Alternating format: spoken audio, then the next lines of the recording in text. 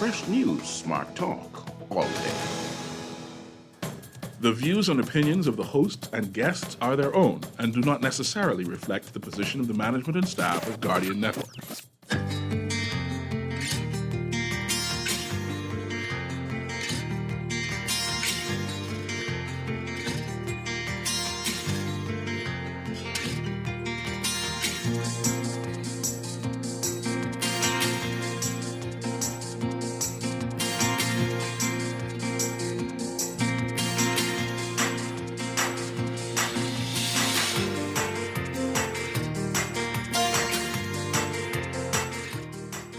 Good morning. Police probing a murder spree. Police chief saying that 2 incidents are connected and another believed to be connected to a homicide last week. A 5-month-old girl dies from COVID-19. And Algernon Allen topping the list of national honorees. It's all straight ahead this morning. I'm Dwight Strachan, and this is Morning Blend. It's a new day. Wake up. It's a new day. It's the start of a new way. You know that it's the start of the end of the old way. Wake up, it's a new day. Wake up, it's a new day.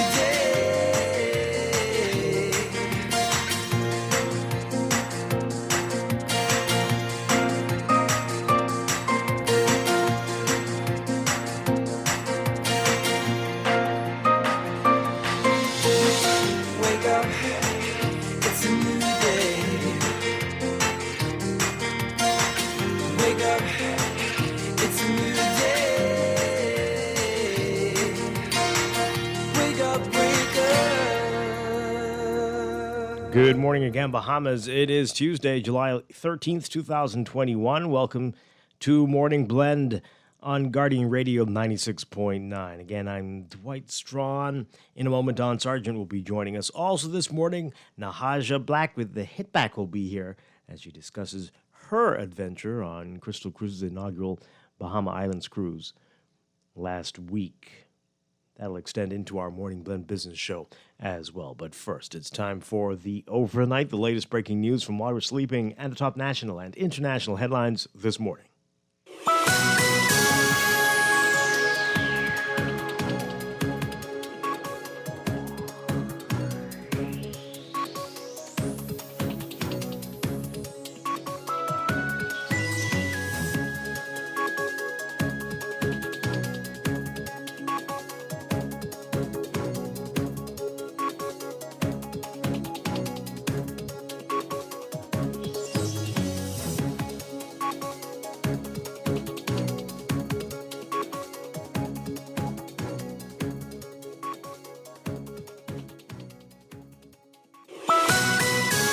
In the overnight, the Independence Day weekend marred by a murder spree that had police racing to different crime scenes and several suspects evading custody. Commissioner of Police Paul Roll reporting yesterday that 2 of the 5 murders committed on New Providence since Thursday were related. Another murder was connected to a killing that occurred last week. Shortly before 10 p.m. on Thursday, police were called to Bahama Boulevard in Flamingo Gardens, where a man was shot with a handgun. Police say the victim, who died after he was transported to the hospital, was exiting his vehicle to get into his house when the shooting happened. Shortly before 7 a.m. on Saturday, another man was shot and killed on Palmetto Road in Sunset Park. Police say also reported that shortly after 9 p.m. that same day, a man was shot and killed in Ridgeland Park West. He was found lying in the parking lot of an apartment complex on Berkeley Street. Commissioner Roll telling the National Guardian that they believe that the murder from Thursday in Flamingo Gardens and the murder on Saturday morning in Sunset Park were related, and they continue to pursue matters in relation to this. They've taken a 29-year-old custody from Jubilee Gardens in for questioning. Police say he's expected to be charged later in the week.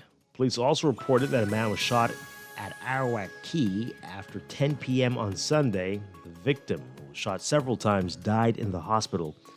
Commissioner Roll saying that the quick response by police on duty at Arawak Key resulted in the arrest of the suspect. after a foot chase and the recovery of a 9mm pistol. That man's expected to be charged later this week as well. And then yesterday, police also reporting a shooting and a death at a car wash on East Street opposite Coconut Grove Avenue. Police say a group was gathered at the car wash when a man approached in a small dark-colored vehicle, got out of it, and shot several times at the victim. Asked whether the victim was known to police, Assistant Superintendent of Police Aubrey Peters saying, quote, "The victim has constitutional rights that will be guarded in respect to his identity and respect his personhood." Now, speaking to the prior to the latest murder, the commissioner said that they continue to investigate the matters, and they're asking for the culprit, the public to help to bring the culprits to justice. The Nassau Guardian reported just a week ago that as of June 30th, murders in the country were up 68% compared to the first half of 2020, which saw 34 murders. Up to the end of the first half of this year, there were 57 murders. As of yesterday, that number stands at 65. Over the Independence holiday weekend, some 141 new COVID cases and 2 COVID-related deaths were reported in the country, 41 on Thursday, 49 on Friday, and 51 on Saturday. One of the COVID deaths was a 5-month-old girl from New Providence, who the Ministry of Health said passed away on June 26th. A 78-year-old woman from New Providence also died on July 3rd. The latest cases bringing the total number of confirmed COVID-related deaths in the country to 254. 62 people were reported to have died with COVID, but not because of it, while some 30 deaths are still being investigated. An F&M MP interpreted a constituent's threat to drop a bombshell on him to mean that he would be, quote, shot. We heard in court this week, Bain and Grantstown MP Travis Robinson went to police after Garvin Dawkins made the remark in a Facebook video in May 2020. The 47-year-old Dawkins of Rupert Dean Lane is on trial before Magistrate Kendra Kelly for making threats of harm to Robinson. Dawkins, better known as G Money, made the alleged threat during a video in which he fired off expletive-laced criticisms of Robinson's representation of the constituency. In his video, Dawkins also said that Robinson had 2 years left and that his, quote, days were numbered. Dawkins said, quote, "I'm going to drop a bombshell on you, and you won't know what hit you, and you won't know where it's coming from." Robinson testified that he perceived the remark as a threat. According to him, police came to him to take his complaint because he was, quote, too afraid to leave his house. And Algernon Allen, a former cabinet minister and prominent attorney, topping the list of national honors, announced Friday a total of 16 people were named as honorees, some posthumously. The list of honorees features politicians, law enforcement officers, educators, writers, and others who have helped shape the Bahamas over the course of its recent history. You can read the whole list in today's Nassau Guardian.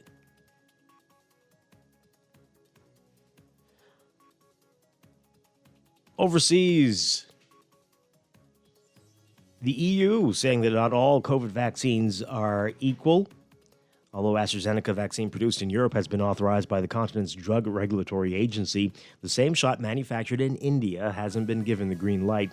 EU regulators saying AstraZeneca hasn't completed the necessary paperwork on the Indian factory, including details on its production practices and quality control standards. But some experts describe the EU's move as discriminatory and unscientific, pointing out that the World Health Organization has inspected and approved the factory.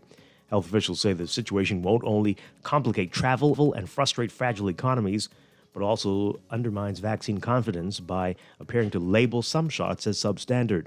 As vaccination coverage rises across Europe and other rich countries, authorities anxious to salvage the summer tourism season are increasingly relaxing coronavirus border restrictions. Earlier this month, the European Union introduced its digital COVID-19 certificate, which allows EU residents to move freely in the 27-nation bloc as long as they've been vaccinated with one of the 4 shots authorized by the European Medicines Agency and have a fresh negative test or have proof they have recently recovered from the virus. With the U.S. and Britain remaining largely closed to outside visitors, the EU certificate is seen as a potential model for travel in the COVID-19 era and a way to boost economies. The officially EU-endorsed vaccines also include those made by Pfizer, Moderna, and Johnson & Johnson. They don't include the AstraZeneca shot made in India or many other vaccines used in developing countries, including those manufactured in China and Russia.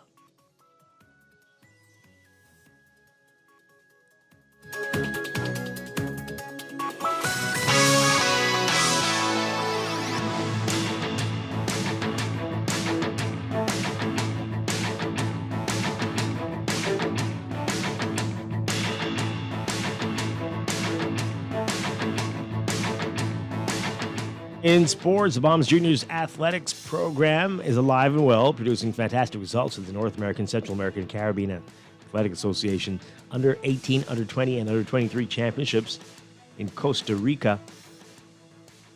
Young Bahamian athletes certainly giving their country something to cheer about as a 35-member team collected 42 medals, turning in personal best and national record-setting times and distances, and displaying their talents against the region's best. Country, Bahamas, finishing third in the medal standings, trailing just Jamaica and host nation Costa Rica, who were represented by 61 and 64 athletes, respectively. Jamaica winning the three-day meet with 67 total medals, 39 gold, 18 silver, and 10 bronze. Costa Rica with 62 total medals, 19 gold, 20 silver, and 23 bronze. The Bahamas with about half as many athletes as Jamaica and Costa Rica, finishing with 42 medals, 17 gold, 18 silver, and 7 bronze. The U.S., Canada, Mexico, and Cuba didn't participate, citing health and safety concerns. You can read more about it in today's Guardian Sports section. That's sports, and that's the overnight. Time for a first look at weather.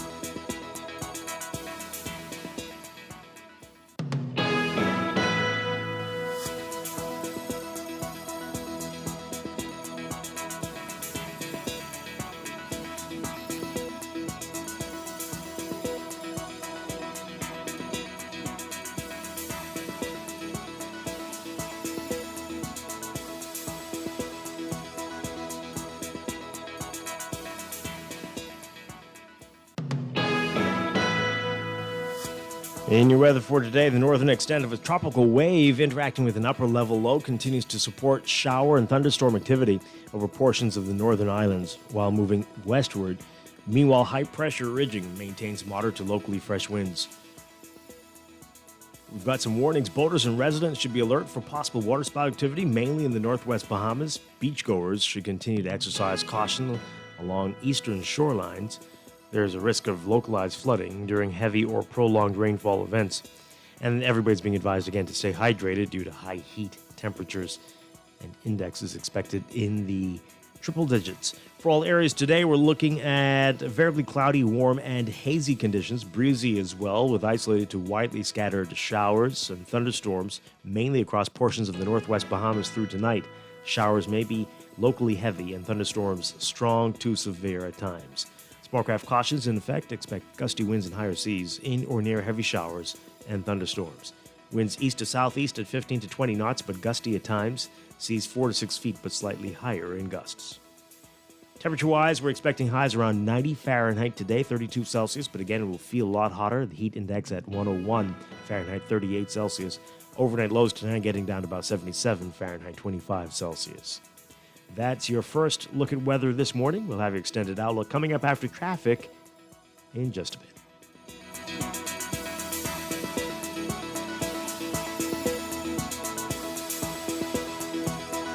Wake up, it's a new day. Wake up, it's a new day. It's the start of a new way. You know that it's here. It's time for break, but when we come back, we're discussing today's top stories right here on your home for fresh news. Smart Talk all day, morning blend on Guardian Radio 96.9. Wake up, it's a new day.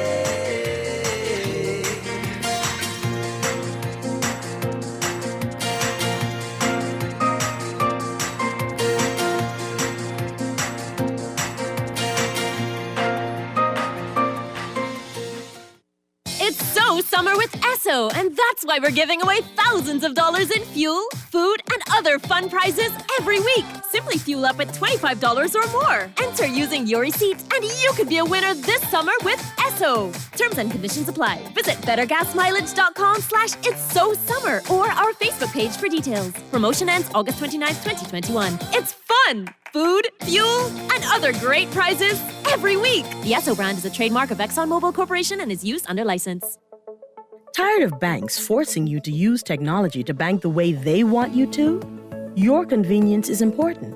So no matter what your banking needs, Commonwealth Bank's friendly staff are always available in branch for that personal one-on-one service. But when you choose technology, our online and mobile banking app offers you state-of-the-art functionality. The choice is yours.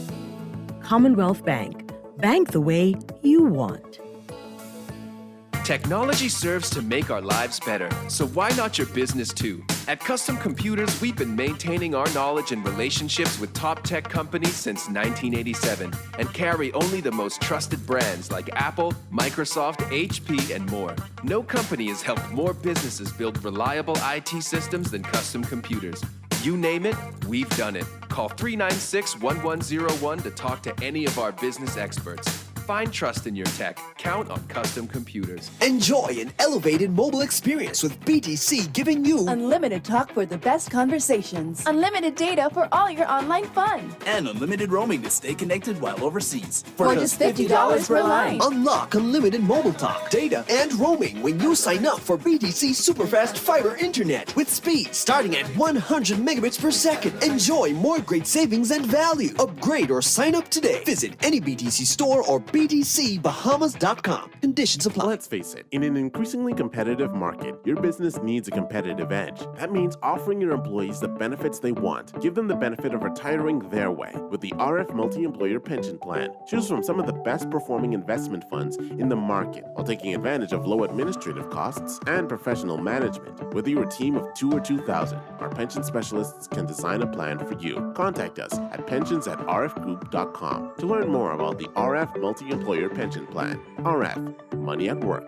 Are you ready for effortless hurricane protection? Then you need to get to know LA Impact Windows and Doors. Forget the plywood and get the lowest and affordable prices on hurricane windows and doors for all your residential and commercial projects. You can feel safe and secure with LA Impact Windows and Doors. Located in the Southland Shopping Center, East Street South. LA Impact Windows and Doors. Impacting your views. Call 322-3667 or 829-7822. As a people, Bahamians are anxious about the future. Feeling down and out, unsure in these unprecedented times? We need to believe that love's coming back. Join us Tuesday, July 13th at 11 a.m. at lovescomingback.com for the virtual launch of Love's Coming Back, an inspiring new anthem from Grammy Award-winning founding member of the Eurythmics, songwriter, producer Dave Stewart, which will premiere globally at 12 noon. Presented by Bay Street Records, Bahamas National Trust, and BrylandAid.org. Wake up, it's a new day. Wake up, it's a new day. Welcome back to Morning Blend here on Guardian Radio 96.9. We are streaming live on GuardianTalkRadio.com and on the Guardian Radio app for smart devices. We're also on your televisions on Cable Bahamas Channel 969 and BTC Flow Channel 612. Once again, I'm Dwight Strachan. Joining me now, Don Sargent. Good morning, Don.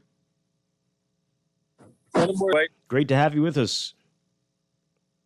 Hope you're doing well. Hope you had a great holiday weekend. For what it's worth, yes. Oh, dear. Okay. Well, hey, for what it's worth, that's wonderful. Glad to hear it. Hope everybody had a great holiday weekend. And again, happy Independence, Bahamas.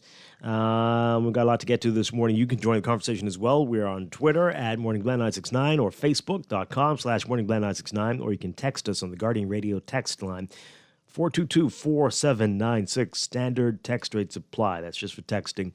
And you can tell us what you think through that. We'll give you the phone numbers in just a bit. Coming up this morning, more weather and traffic. And later in the show, in our 8 o'clock hour, we're going to start our conversation and that'll go into Morning Blend Business, as it is a business issue as well. We're going to be talking about Crystal Cruise's inaugural Bahama Islands cruise.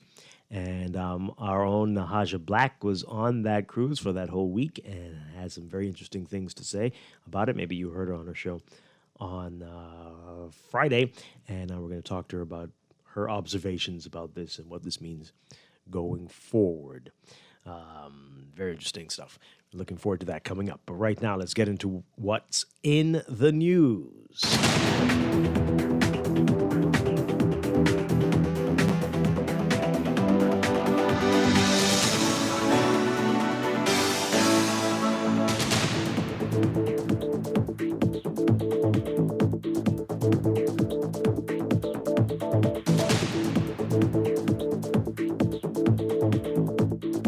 And in the news, quite a lot to talk about. It's been a busy holiday weekend for some, and we're going to get into all of that. I'm going to get into the tragedy at sea. There's a jet ski passenger who is still missing. We'll get the latest on that. We're going to talk about this murder spree, as the papers are calling it, this morning, and more. Just want to quickly mention the National Honors list, and congratulations to all of the 16 people named, and Algernon Allen topping that list. And there's quite a few notable folks in there. You can read all about it in today's Nassau Guardian. Again, congratulations to all of them this morning.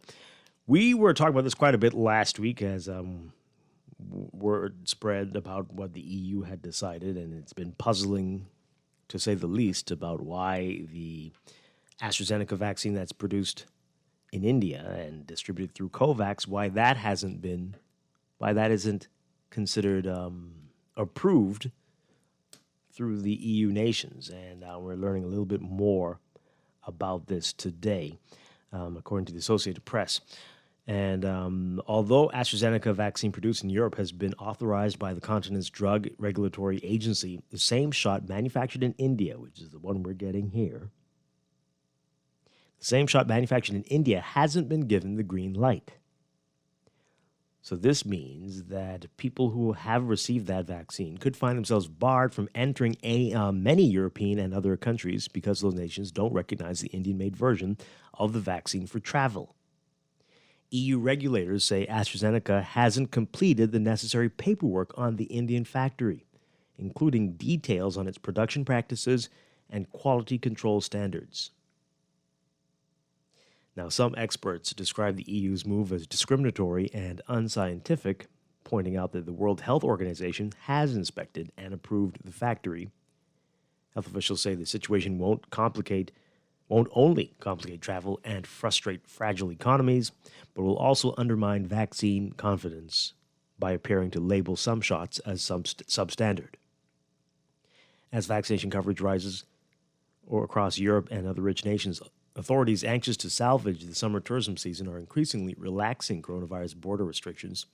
Earlier this month, the European Union introduced its digital COVID-19 certificate, which allows EU residents to move freely in the 27-nation bloc as long as they have been vaccinated with one of the 4 shots authorized by European Medicines Agency, have a fresh negative test, or have proof they recently recovered from the virus. And, of course, those 4 being the AstraZeneca produced in Europe, Pfizer, Moderna, and Johnson & Johnson. Again, this does not include the AstraZeneca shot made in India or many other vaccines used in developing countries, including those manufactured in China and Russia. Individual EU countries are free to apply their own rules for travelers from inside and outside the bloc, and their rules vary widely, creating further confusion for tourists. Several EU countries, including Belgium, Germany, and Switzerland, allow people to enter if they have non-EU endorsed vaccines. Several others, including France and Italy, don't. All right, so what do you make of this? We have talked about it before. It was speculation because they didn't say before why it wasn't, but now we're hearing it's concerns about the factory. What do you make of that, especially since the WHO has approved it, has inspected the factory, and says it's fine? What are we to make of this? Should we be concerned, or should we say, well, whatever, Europe, who needs you? What are your views?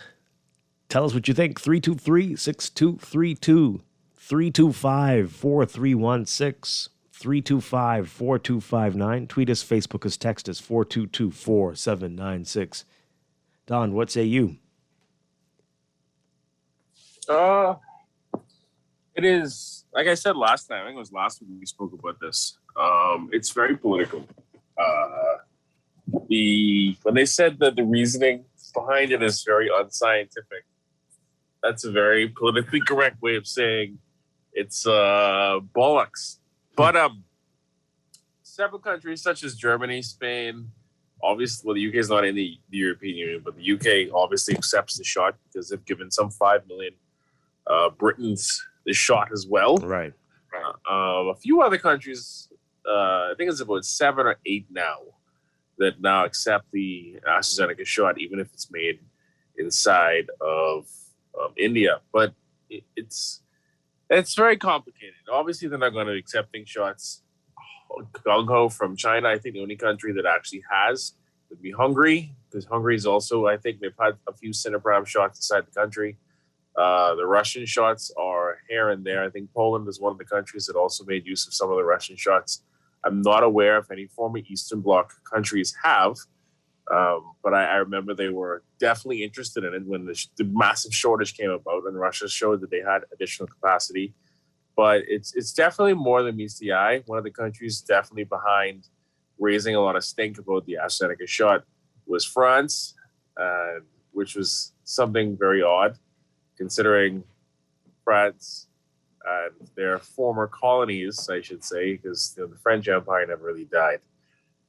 It's a lot of politics. I'll just leave it that way. It's very complicated, but if you look behind the news of the countries and the bureaucrats really pushing that agenda, it is predominantly French, which is not surprising at all to me, considering France being France. But this isn't necessarily the greatest time to be traveling, and if you're going to travel, you should probably stay within your own hemisphere. That's just my opinion, because it is still a very fragile state in terms of the pandemic. So that's all I got to say on that. It's lots of politics, Dwight. Yep, absolutely. There's more on this story here. A professor at Britain's University of Warwick, who advises the government on behavioral science during COVID-19, agreed that Western countries' refusal to recognize vaccines used in poor countries could fuel mistrust. He says, quote, people who were already suspicious of vaccines will become even more suspicious. They could also lose trust in public health messages from governments and be less willing to comply with COVID rules. Another doctor with the International Rescue Committee says that countries that have declined to recognize vaccines cleared by WHO are acting against the scientific evidence. He said, quote, vaccines that have met WHO's threshold should be accepted. Otherwise, it looks like there's an element of racism here. Meanwhile, the WHO is urging countries to recognize all the vaccines it has authorized, including 2 Chinese-made ones. Countries that decline to do so are, quote, undermining confidence in life-saving vaccines that have already been shown to be safe and effective, affecting uptake of vaccines and potentially putting billions of people at risk, according to the UN Health Agency in a statement this month. And in June, the Serum Institute of India's CEO tweeted that he was concerned about vaccinated Indians facing problems traveling to the EU and said he was raising the problem at the highest levels with regulators and countries. A spokesperson for the EU's executive arm saying last week that regulators were obligated to check the production process at the Indian factory. He said, quote, we are not trying to create any doubts about this vaccine. Meanwhile, AstraZeneca says it only recently submitted the paperwork on the Indian factory to the EU drug regulator, to the EU Drug Regulatory Agency. It didn't say why it didn't do so earlier, before the agency made its original decision in January. The failure of some national authorities to recognize vaccines made outside the EU, but whose European-made versions are authorized, is also frustrating some Europeans immunized elsewhere, including in the U.S. So just a lot going on. As you said, Don, sounds like a lot of politics. But love to know if this is going to have an impact on how some people view this. And again, you can text us. We're getting some of your text messages, and you can also call in 422-4796. That's the text line. Oh, boy. See there? That's why you have 422-4796. Text line. Call in 323-6232, 325-4259, and 325-4316. Okay, let's go to the text messages here. Just clearing out all of these text messages that came in over the weekend during the replays. Glad to hear you all are trying to, or see that you all are trying to interact with us over the holiday weekend. That's great. That's wonderful stuff. All right, this person says here, it's obvious that this vaccine push is about making money. Europe is simply changing the rules in their favor. This one says here, I really don't care if I can take a lifetime visiting beautiful countries that are not ruled by Anglo-Saxons.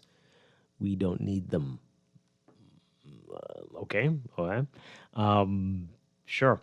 And this one says here, this is something different. Regarding the honors list, I am happy to hear the former sports minister, Alton Allen, is on that list. Well-deserved, because in my view, I guess it's saying former Prime Minister Ingram ain't treat Allen right, man. Okay. All right. There you go. Well, there you have it. All right. So that's interesting. We'll get more of your views on that. Continue to text us and tell us what you think. This also caught my eye. What's going on here? This story. Man on trial for allegedly making threat to Travis Robinson. Our Artesia Davis writing about this today. A Free National Movement MP interpreted a constituent's threat to, quote, drop a bombshell on him to mean that he would be shot, a court heard. Payne and Grantstown MP Travis Robinson went to police after Garvin Dawkins made the remark in a Facebook video in May 2020. The 47-year-old Dawkins, a Rupert Dean Lane resident, is on trial before Magistrate Kendra Kelly for making threats of harm to Robinson. Dawkins, better known as G Money, made the alleged threat during a video in which he fired off expletive-laced criticisms of Robinson's representation of the constituency. In his video, Dawkins also said that Robinson had, quote, 2 years left and that his, quote, days were numbered. All right, Dawkins said, quote, I'm going to drop a bombshell on you and you won't know what hit you and you won't know where it's coming from. Robinson testified that he perceived that remark as a threat. According to him, police came to him to take his complaint because he was, quote, too afraid to leave the house. Robinson claimed that he was unfamiliar with the word bombshell in a political setting when questioned by Dawkins' lawyer, Roger Minnis. Minnis asked, quote, you ever heard the word bombshell before? Robinson replied, on the streets I have. Minnis asked, what did you take that to mean? Robinson said, to be a bullet, that someone's going to shoot you.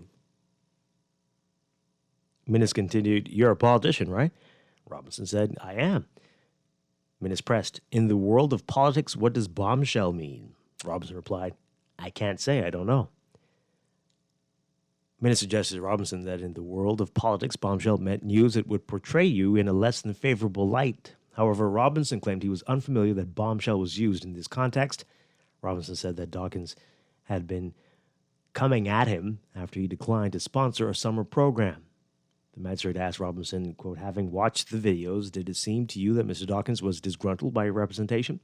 Robinson replied, yes, it would appear that he was, but if you're displeased with a member of Parliament's representation, that doesn't give you the right to threaten them. Minnis made a no-case submission, arguing that there was insufficient evidence for the matter to continue to defense. On the other hand, Sergeant Vernon Pyfrom submitted that Dawkins should be required to present a defense to the charge. Kelly has reserved her decision. All right. Interesting case there. What do you make of that? Interpretation of the language is always very interesting. But there are a lot of people who are, whether it's a threat, making very aggressive statements to folks these days, especially in social media. And quite frankly, especially in talk radio, a lot of the callers and texters say some very aggressive things to some of us. It's very odd. But what do you make of it all without getting too specific on this matter? Let's get your views. 323-6232, 325-4316, 325-4259. Tweet us, Facebook us, text us 4224796. Bombshell. Does that sound like a bullet to you, Don? I'd have to see it in the context of the video in question. I haven't actually seen the video. I didn't even know that. I didn't even hear anything about this, to be honest. Not saying that it did or didn't happen. I'm just saying I'm just it's news to me. Maybe in the context of the video, it may sound that way, but traditionally, it usually, I would presume, have something to do with, your political garbage can, right, Dwight? Perhaps. Perhaps. That's why I said in the context of the video, I haven't seen. But it may have sounded like it meant something else. But again, I also find it. Yeah, go on. Sorry? Go on. No, I was saying I just found it funny when it sounded like the lawyer was asking the questions. And I was thinking about it, just like, if I were in his seat, I wouldn't say anything different. Like what is ask? Anyway, whatever. I understand court proceedings and legalese got to do what legalese got to do. But yeah, I just thought it was funny that you'd ask they'd ask that question. It's like, what do you expect him to say? Anything different? Well, you never know. Okay, let's hear what you have to say. Caller, good morning. You're on the air. Good morning, Dwight. Hi, good morning. And good morning, Dawn. Hi, he can hear you. Morning. Yeah, Dwight and Dawn. What the first talk we were talking about is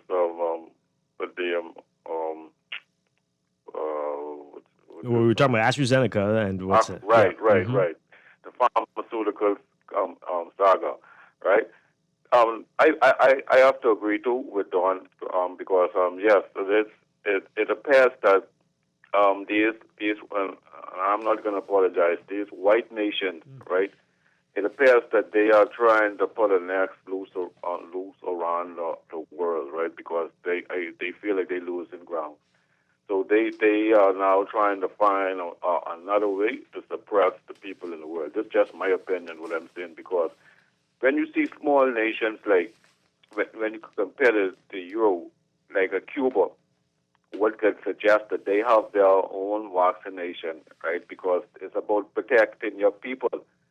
But it appears that these people they don't want nobody to protect themselves. They want to actually be the protectors of people. And to record what they have, it's not a good record for people to follow them with an open eye, right?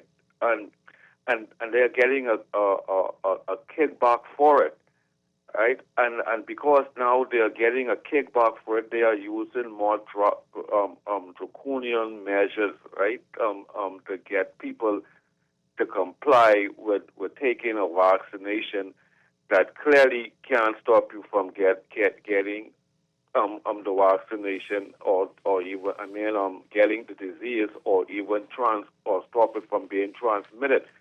So that is the number one reason we have a lot of people skeptical with this so-called vaccination, right? Because it really isn't. It's a gene therapy. But we calling it a vaccination like it really does what these people who just want to sell it is saying. But vaccines mean different things, right? So there are different types of vaccine. The flu vaccine is not going to stop you from getting the flu, right? It just will hopefully you are lessen correct, the... Dwight. You are 1,000% correct, but the flu vaccine is a vaccine. It is not a gene therapy. This alleged vaccination is a gene therapy. And it's being said that it's just based on trial basis.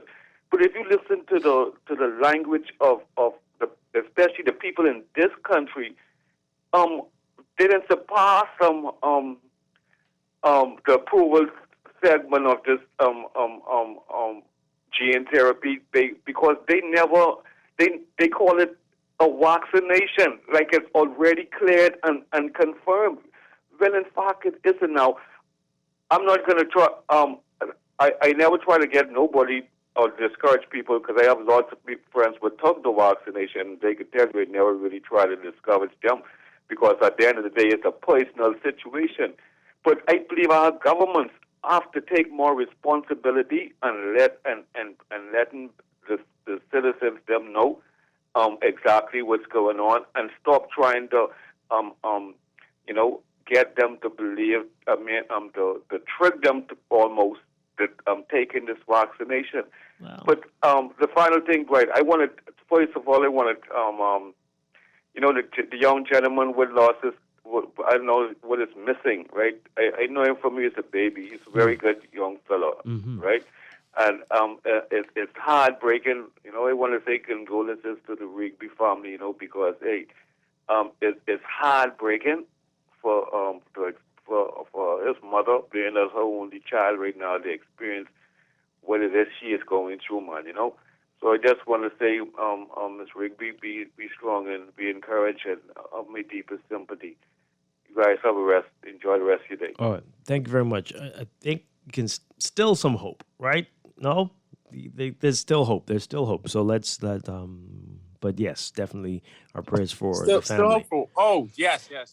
We'll get to that. Well. Yeah, we'll get to that piece in just a second. Just want to get to that in just a moment so you can understand what happened there. Let's take these calls really quickly, though. Good morning, call. You're on the air. Yes, good morning, Dwight and Don. How are you all guys this morning? Doing well. Yes, what is Travis Robertson speaking about? Do you remember about a year ago, he went to Florida and took a picture with using a semi-automatic weapon and put it on Facebook? Gunman in Sheol. Yeah, he was. I think that was the post where he said gunman in Sheol or something like that. He was at fire. He was at a gun range. Was he speaking to one of the constituents? He was at a gun range, and regardless that's what. to what? But why? Well, no, that's very important. As a politician, sir, with all respect to you, as a politician, do you think a politician should put something like that on Facebook or WhatsApp? I can't stand guns at all, so I would say no to anyone doing it, because I personally cannot stand any guns. Trying to use and say the Okay, but is that relevant to this issue? Of course, it is relevant to this issue, because the word that he's saying that the constituent said towards him, when we say that word in the Bahamas, you know what we mean. We got some information we're going to drop on you. That's the term we use here in the Bahamas. Have you ever used that word before, Dwight? Not really like that, but I've never had any bombshells drop at anyone. Listen, you have a nice day. But the European Union, I think they're being kind of biased against the small nations right now. It does seem so. Yes. Because I'll tell you this: what if we had some level of thing we could have put against them? You think they will move the goalposts? Hey, I keep saying it every day. I say we need to seriously consider maybe a boycott, a boycott of European events.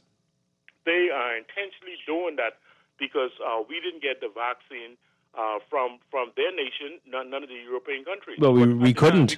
We couldn't. Exactly. Yeah. Exactly. But they're not looking at that. Okay. Well, I think they don't care. Yeah. Exactly. Thank you, man. All right. Thanks a lot. This is the point to add on to that. You also got to remember, right? The EU helped to fund most of the vaccines the rest of the world got. So all the stuff we got in the COVID shield and stuff like that was also funded jointly by, I think, most of the rich countries, United States, Canada, and predominantly the EU. Also, the EU gave support to basically have more vaccines produced, the AstraZeneca vaccine, inside India. It's so outrageous and how stupid this thing is, right? It's like, a sizable chunk of the Russian vaccine is also made in India. So I just don't understand. It's not being done simply because, it's cheaper than just outsourcing jobs. Is they do not have the capacity. And that's why these things are outsourced to India. Well, remember now, we're finally hearing that it's because AstraZeneca hadn't submitted the information about the quality standards at the factory. On. So we didn't hear that last week when we were asking about it, but now we have this excuse. No, that was out. You heard that? Because I think the head of the Serum Institute made statements shortly after that, and he himself had traveled to the EU and complained about the situation, in which the French regulators said, I specifically say French regulators, had said that, we'll review the documents in due time. Of course, they dragged their feet on that. And that's why you saw nations like Germany and Spain, who also flanked France, depart from France and the things they've been saying. So did Greece do the same thing. I think Hungary did the same thing. Obviously, the UK is no longer. And I think it's 5 other nations did the same thing. Look at the countries specifically that complain the most about the situation with AstraZeneca. And you find, for instance, the French health minister, I think a week before the news even broke about this, he said that persons vaccinated with the AstraZeneca vaccine made in India, in France, are considered unvaccinated. And they have to quarantine things for 7 to 10 days. And because provide a negative COVID-19 test. Is there being an agenda driven with this? Of course there is. And what's remarkable, what is the nations complaining the most about the situation are Francophone nations, or nations formerly colonized by the French Empire, which never ended. And they're the ones most negatively impacted by this in Africa. And I'm not surprised by the things that I've seen, especially after understanding the politics behind it. The UK has also raised these things as concerns, and so has the Prime Minister of the UK, who hasn't said that it's racist, but hinted to the fact that may be some racial bias behind this, and there's absolutely no reason for this to be the case. Yeah. But of course, the UK is no longer in the EU, so they have no voice. So, like I said, that's why I said it's very political. It's more than meets the eye with the situation. But no, I don't buy the excuse by French regulators at all. Yeah. That they just haven't gotten the paperwork, and this is the thing that anyway, whatever. I don't buy that at all. Hey, if this weekend with the soccer, with the England versus Italy and what happened afterward and the comments that have come out, I'm telling you more now than ever. Boycott Paris 2024. We need to make this a thing to send a message. Let's take this call quickly, and then we got to take a break. Good morning, caller, on the air. Caller, are you on the air? Are you there? No? Okay, let's take this one. Good morning, caller, you're on the air. Dwight Strong. Are you talking to you? Oh, Dave. Are you going to behave yourself today? To your standards. I see. Mr. Strong, yeah, I'll be here, Mr. Strong. Yeah, we're listening. Yeah, first of all, right, no disrespect. People made the choice to take the AstraZeneca vaccine. The European Union say they recognize it. What's the big deal? And first of all, the government lie and say they paid on Johnson & Johnson. Where's Johnson & Johnson vaccine? Mr. Strong, hello? Yeah, we're listening. Last thing, bombshell means startling news. Frankie Campbell, Travis Robinson, the intimidation, the court cases, I say, would not work. Because when Frankie Campbell goes to the neighborhood, the people ask him the question, Travis Robinson need to grow up and stop acting like a little boy. Okay. All right. Thank you very much. Thank you, Dave. Thank you. All right. Let's take a break. When we come back, more of what's making news on this Tuesday morning. This is Morning Blend on Guardian Radio 96.9. We're going to be back in just a bit. Stay with us.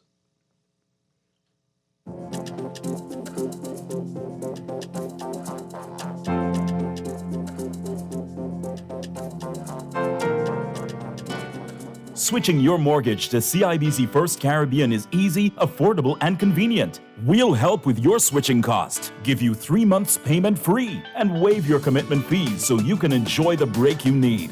Plus, you'll get up to 95% financing and a pre-approved Visa Gold or Platinum credit card with 5,000 bonus reward points and more. Switch your home base to CIBC First Caribbean. Terms and conditions apply. Visit CIBCFCIB.com for more information. 7:42 the time for your Morning Blend Traffic Alert, brought to you by RBC Royal Bank. And your real-time traffic on this Tuesday morning after the holiday weekend. Back to work for so many. We've got things not looking so bad right now on Smart Butler Highway, much lighter than normal. The traffic is much further along for you, so you won't see that heavy traffic in the northbound lanes until you get well past Harold Pond or near there. And so definitely not all the way to Fire Trail this time, but it's still heavy the closer you get to the Tawny Williams-Darling Highway roundabout. JFK Drive, seeing a little bit of congestion, but Gladstone Road, a little busy the closer you get to JFK Drive in the northbound lanes this morning. Seeing a bit of traffic at Gladstone and Fire Trail for you this morning.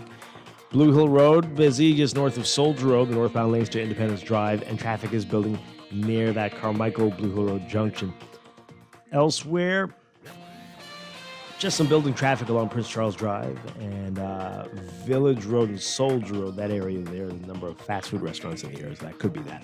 And Marathon Road northbound for you this morning. Those are your hottest spots. That's your real-time traffic and your morning blend traffic alert brought to you by RBC Royal Bank, banking reimagined.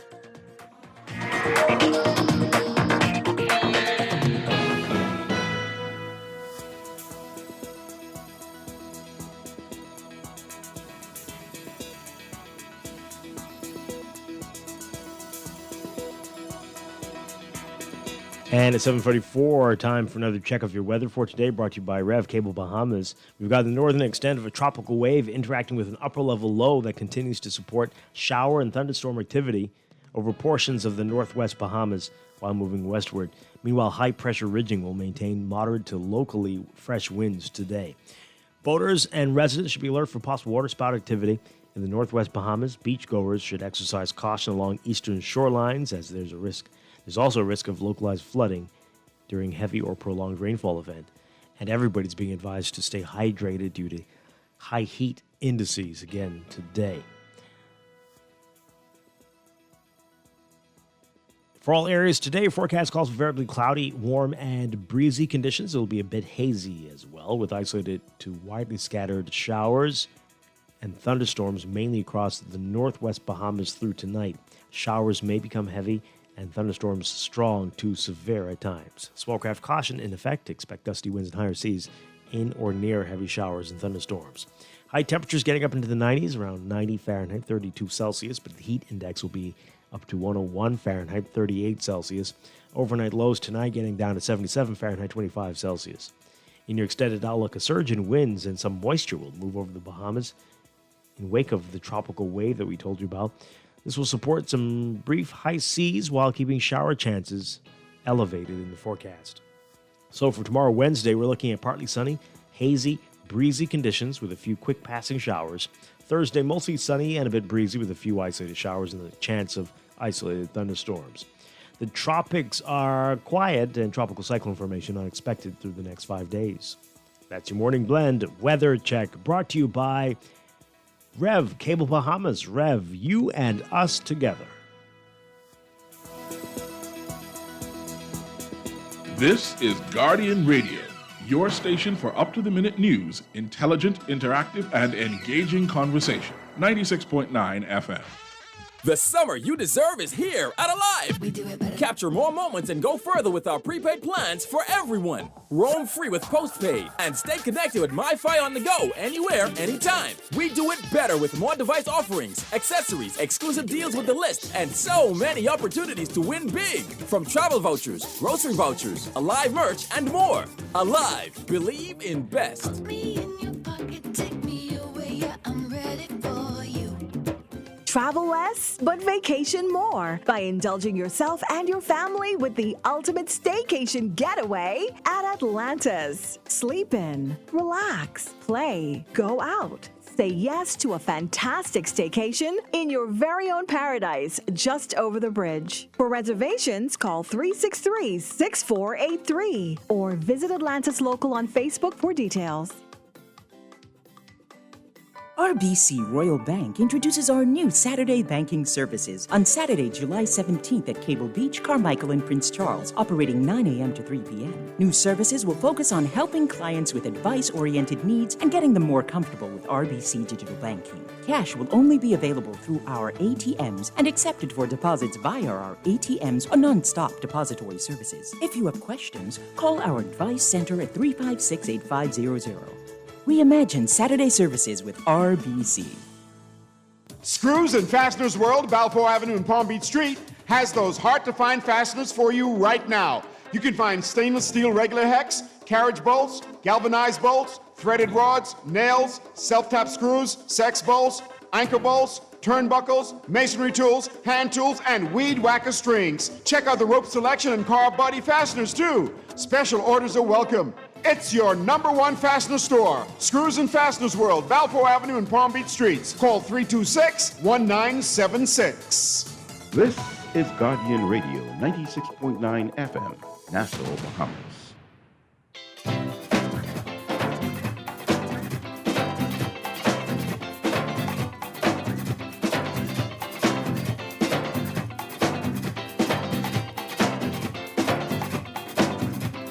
Just the other one of the four, mama, she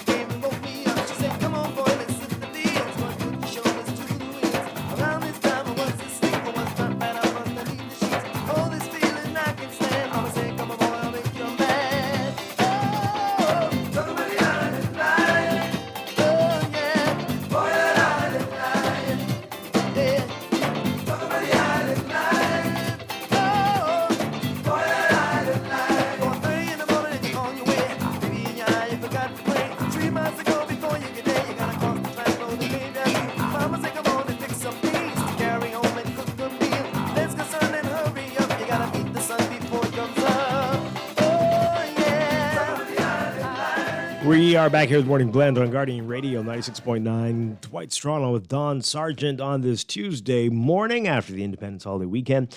We're getting into your text messages based on what we've talked about so far. On in the news, your reaction to this story with Travis Robinson. This text here. How old is Travis again? I wonder how many other terms he doesn't understand. And, oh boy. This one says Robinson should have gotten counsel from the FNet before he filed the charges. Maybe the video showed different, but bombshell normally means they have some dirt on you. Okay. Another one here. Travis Robinson is playing crazy. He knows bombshell means what bombshell means in this case. That was going to be exposed, and oh boy. So some of you are very. Oh, these text messages. Oh, my goodness. Okay. This one says here, Travis is extra petty. This is corruption, politicians using the law as their personal goons, whatnot. On a side note, can you please explain why the virus outbreak in our testing lab was downplayed with the argument that those who contracted the virus didn't show bad symptoms, but it didn't matter that the 2 unvaccinated cruise passengers who got the virus didn't show symptoms? I don't know that it was downplayed, and I don't know if it was, why it was, but,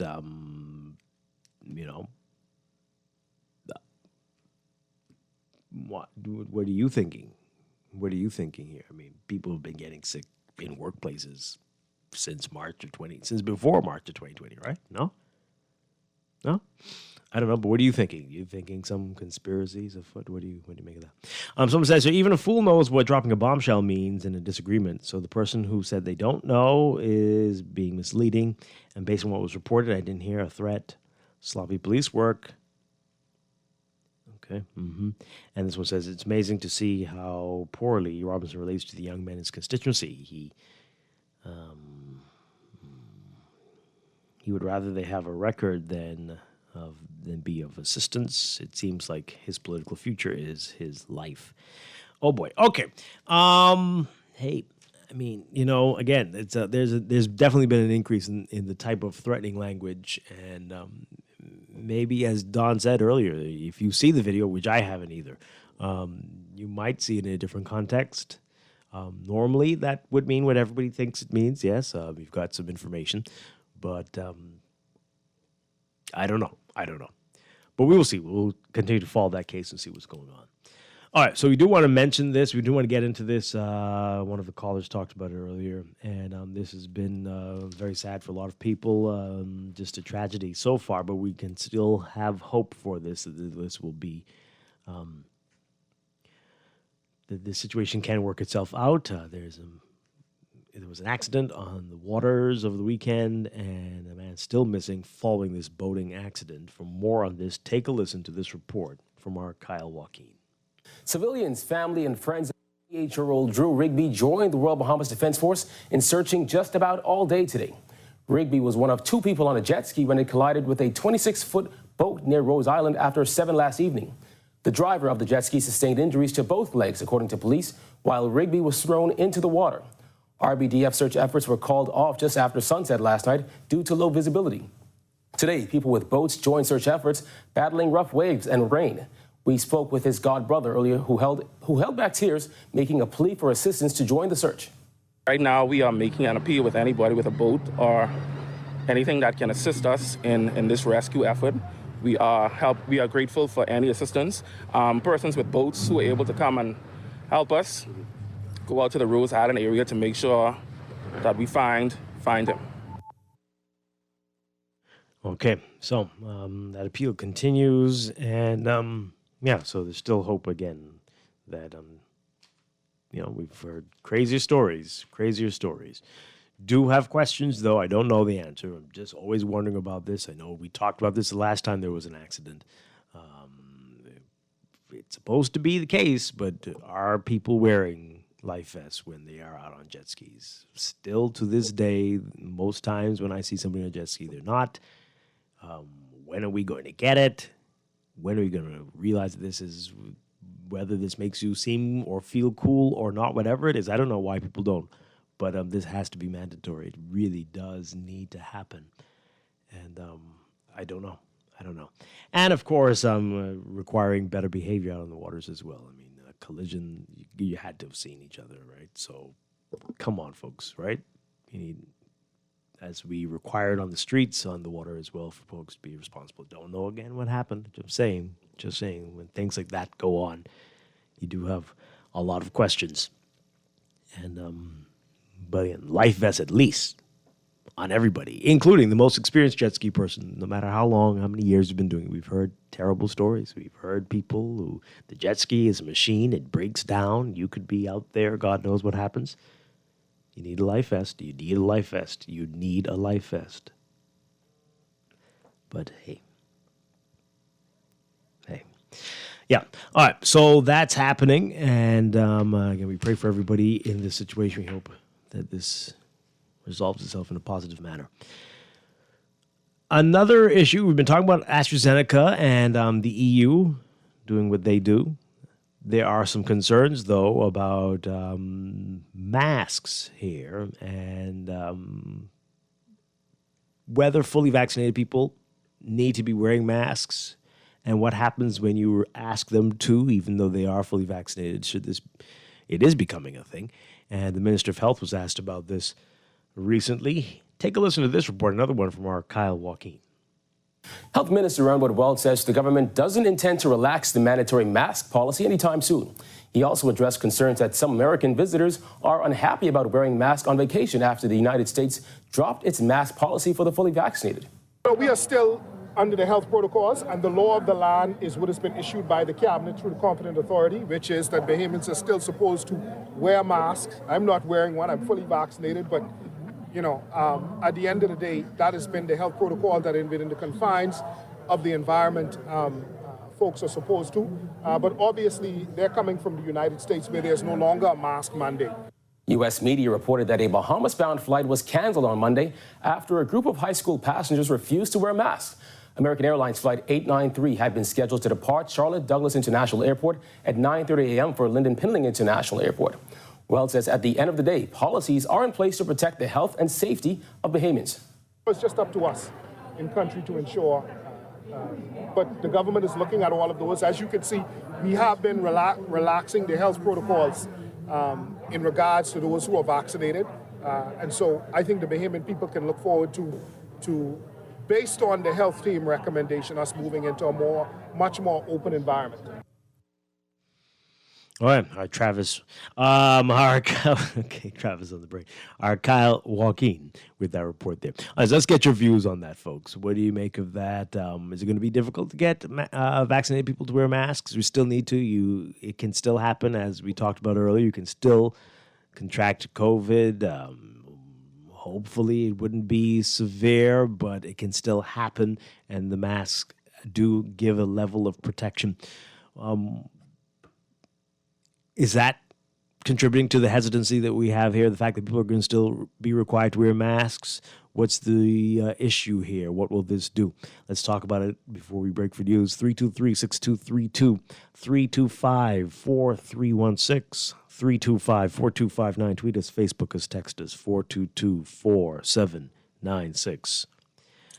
One thing I'm a little confused about, Dwight, is did the minister say that he wasn't wearing a vaccine? Wasn't wearing a mask? He did say that, and he wasn't. He absolutely wasn't. Mm-hmm. Yeah, I don't know if he just took it off. I don't know if he had it in his pocket. Get fined for not wearing a mask in public. You can be fined for this. Is still doing that? Yeah. It's still on the books, isn't it? Yeah. Mm-hmm. You still can get points for the fine, and you got to pay. I don't want to test that theory. I'm good. I'm going to wear a mask. I've been wearing a mask even though I'm fully vaccinated. It doesn't matter. I have you can still get the virus if you have if you're vaccinated or not. This is true.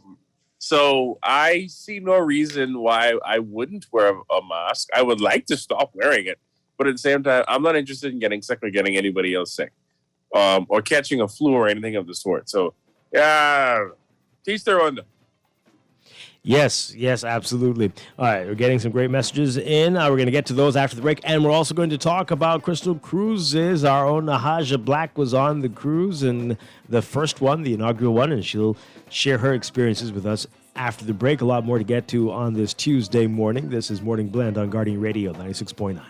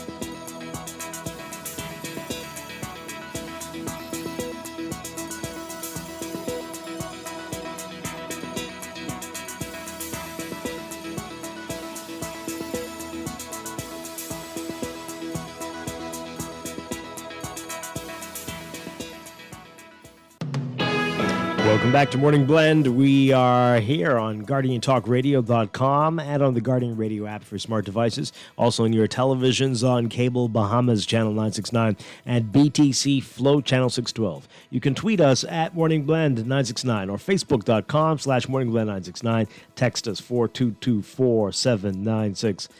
And now at 8:23, time for another check of your weather for today, brought to you by Bahamas First Insurance. We've got the northern extent of a tropical wave interacting with an upper level low that continues to support shower and thunderstorm activity over portions of the northern islands while moving westward.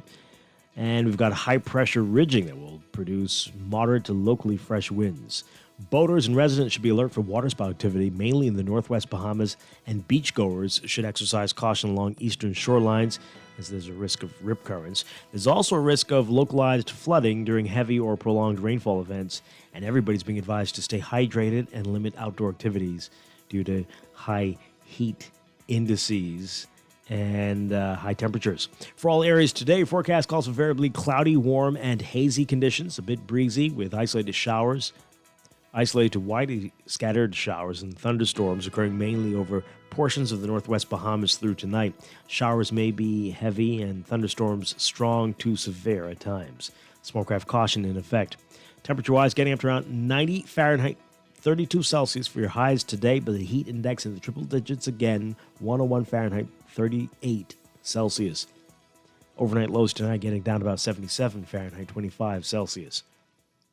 In your extended outlook, we're expecting a surge in winds and some moisture over the Bahamas in wake of a tropical wave that will bring brief high seas and keep shower chances in the forecast over the next couple of days. So for Wednesday, tomorrow, partly sunny, a bit hazy, breezy with a quick few passing showers. And Thursday, mostly sunny and breezy with a few isolated showers and the chance of isolated thunderstorms. Tropics are quiet. Tropical cyclone formation not expected during the next 5 days. That's your Morning Blend Weather Check. Weather Check brought to you by Bahamas First. What's first for you comes first for us.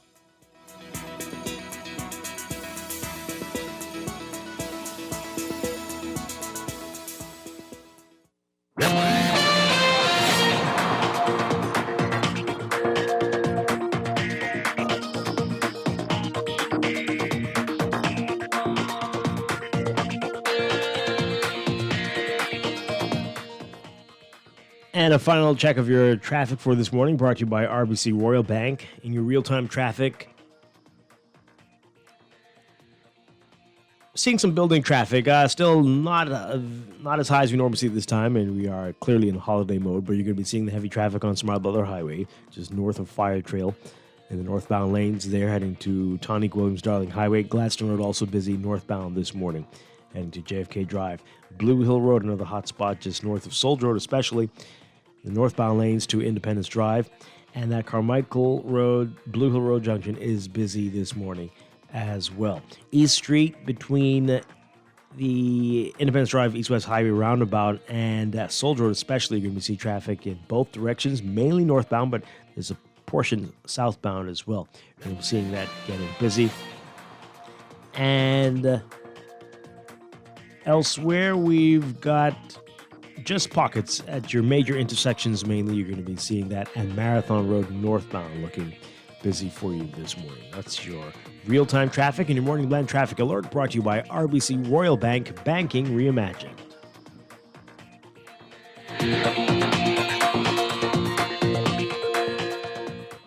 This is Guardian Radio, 96.9 FM, Nassau, Bahamas.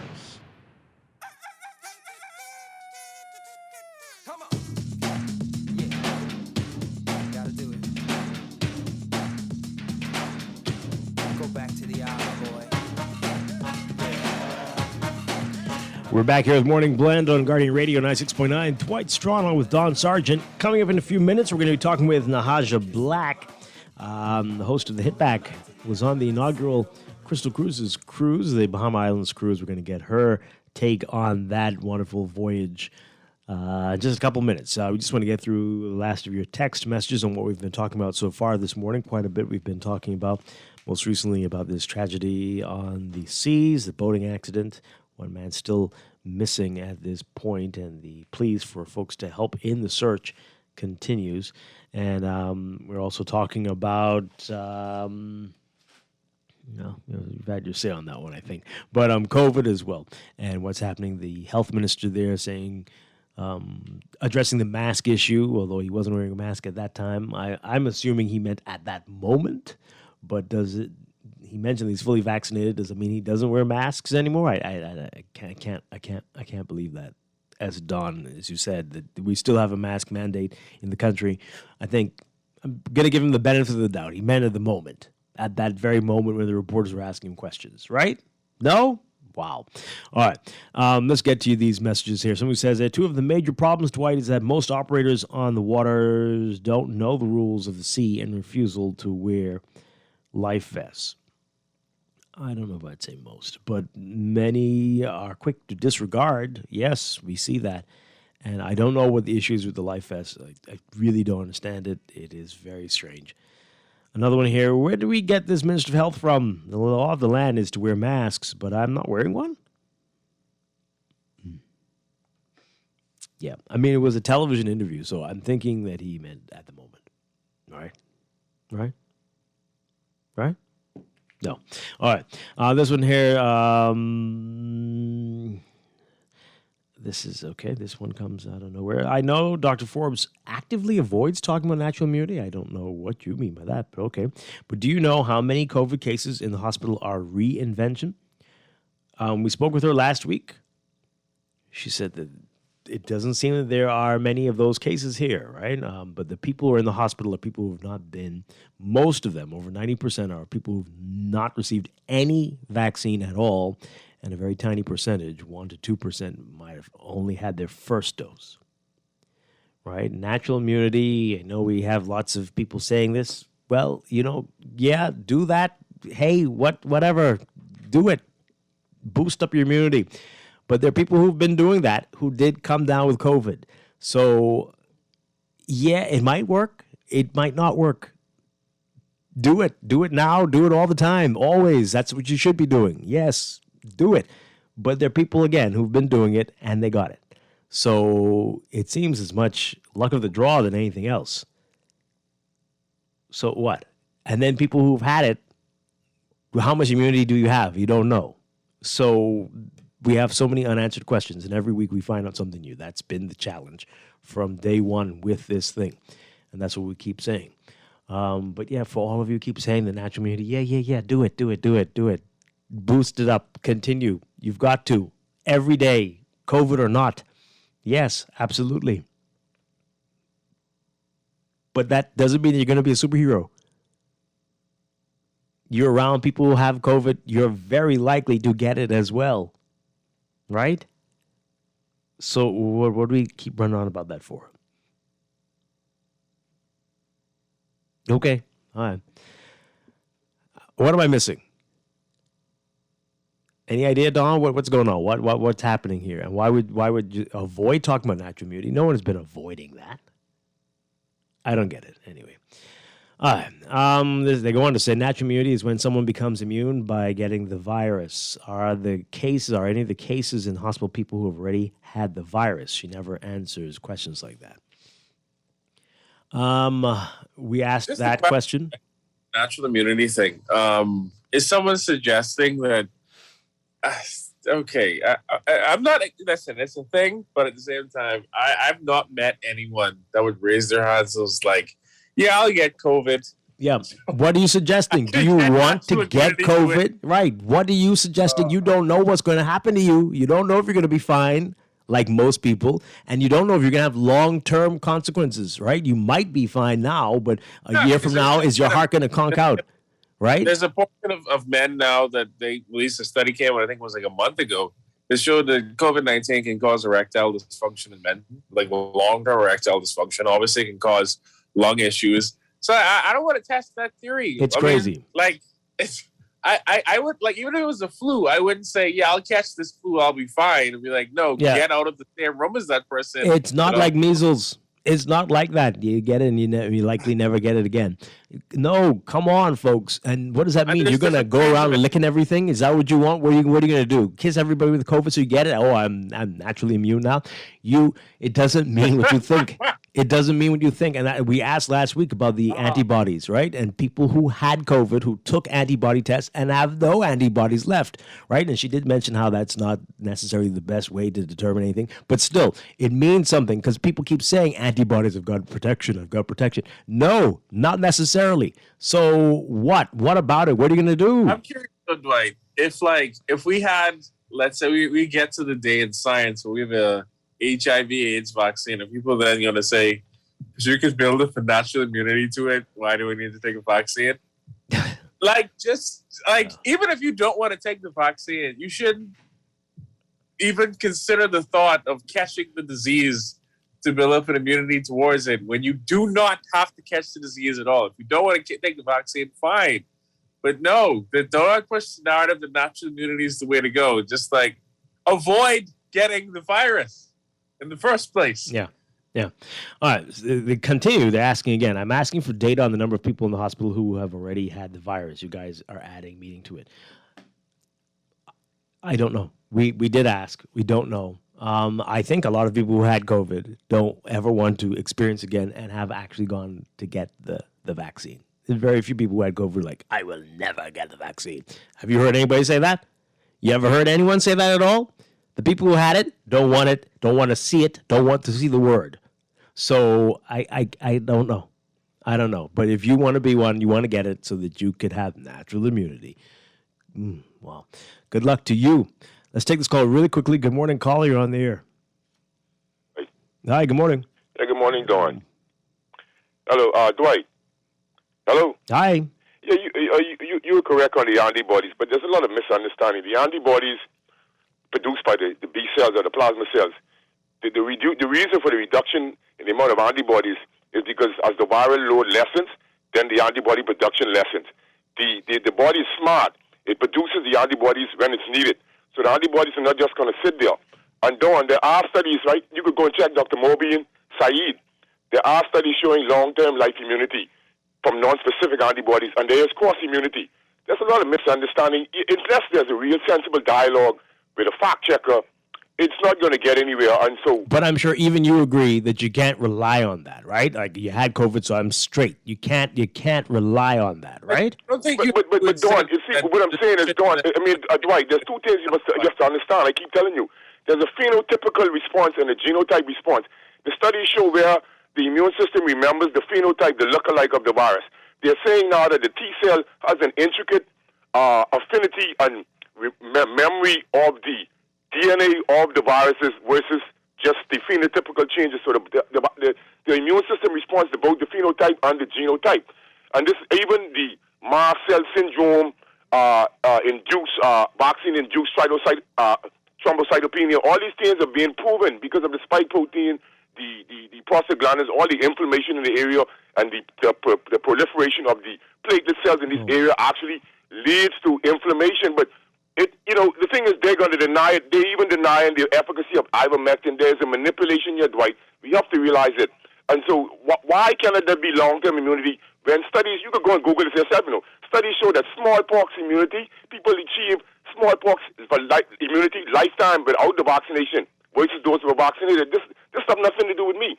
And the day it's ivermectin, tomorrow it'll be something else. This Facebook is, or Google, Twitter, whatever, is censoring and talking about misinformation. But I see. I know the science, so I have common sense.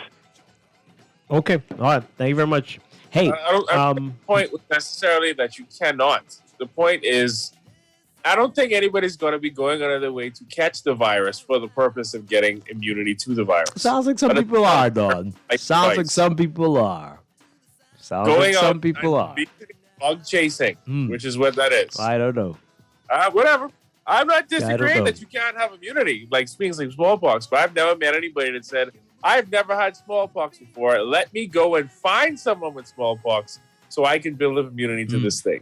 That's usually not how it happens. And that's a very poor way to... I'm not saying that call it suggesting that. I'm saying it in reference to things people said earlier. Right. I don't think that's a very smart way to go about life, especially if you can avoid getting the virus altogether. All right, let's get through these messages really quickly. Got to go to the break. Someone says, that same person who's been texting says they had COVID. It was a 24-hour bug.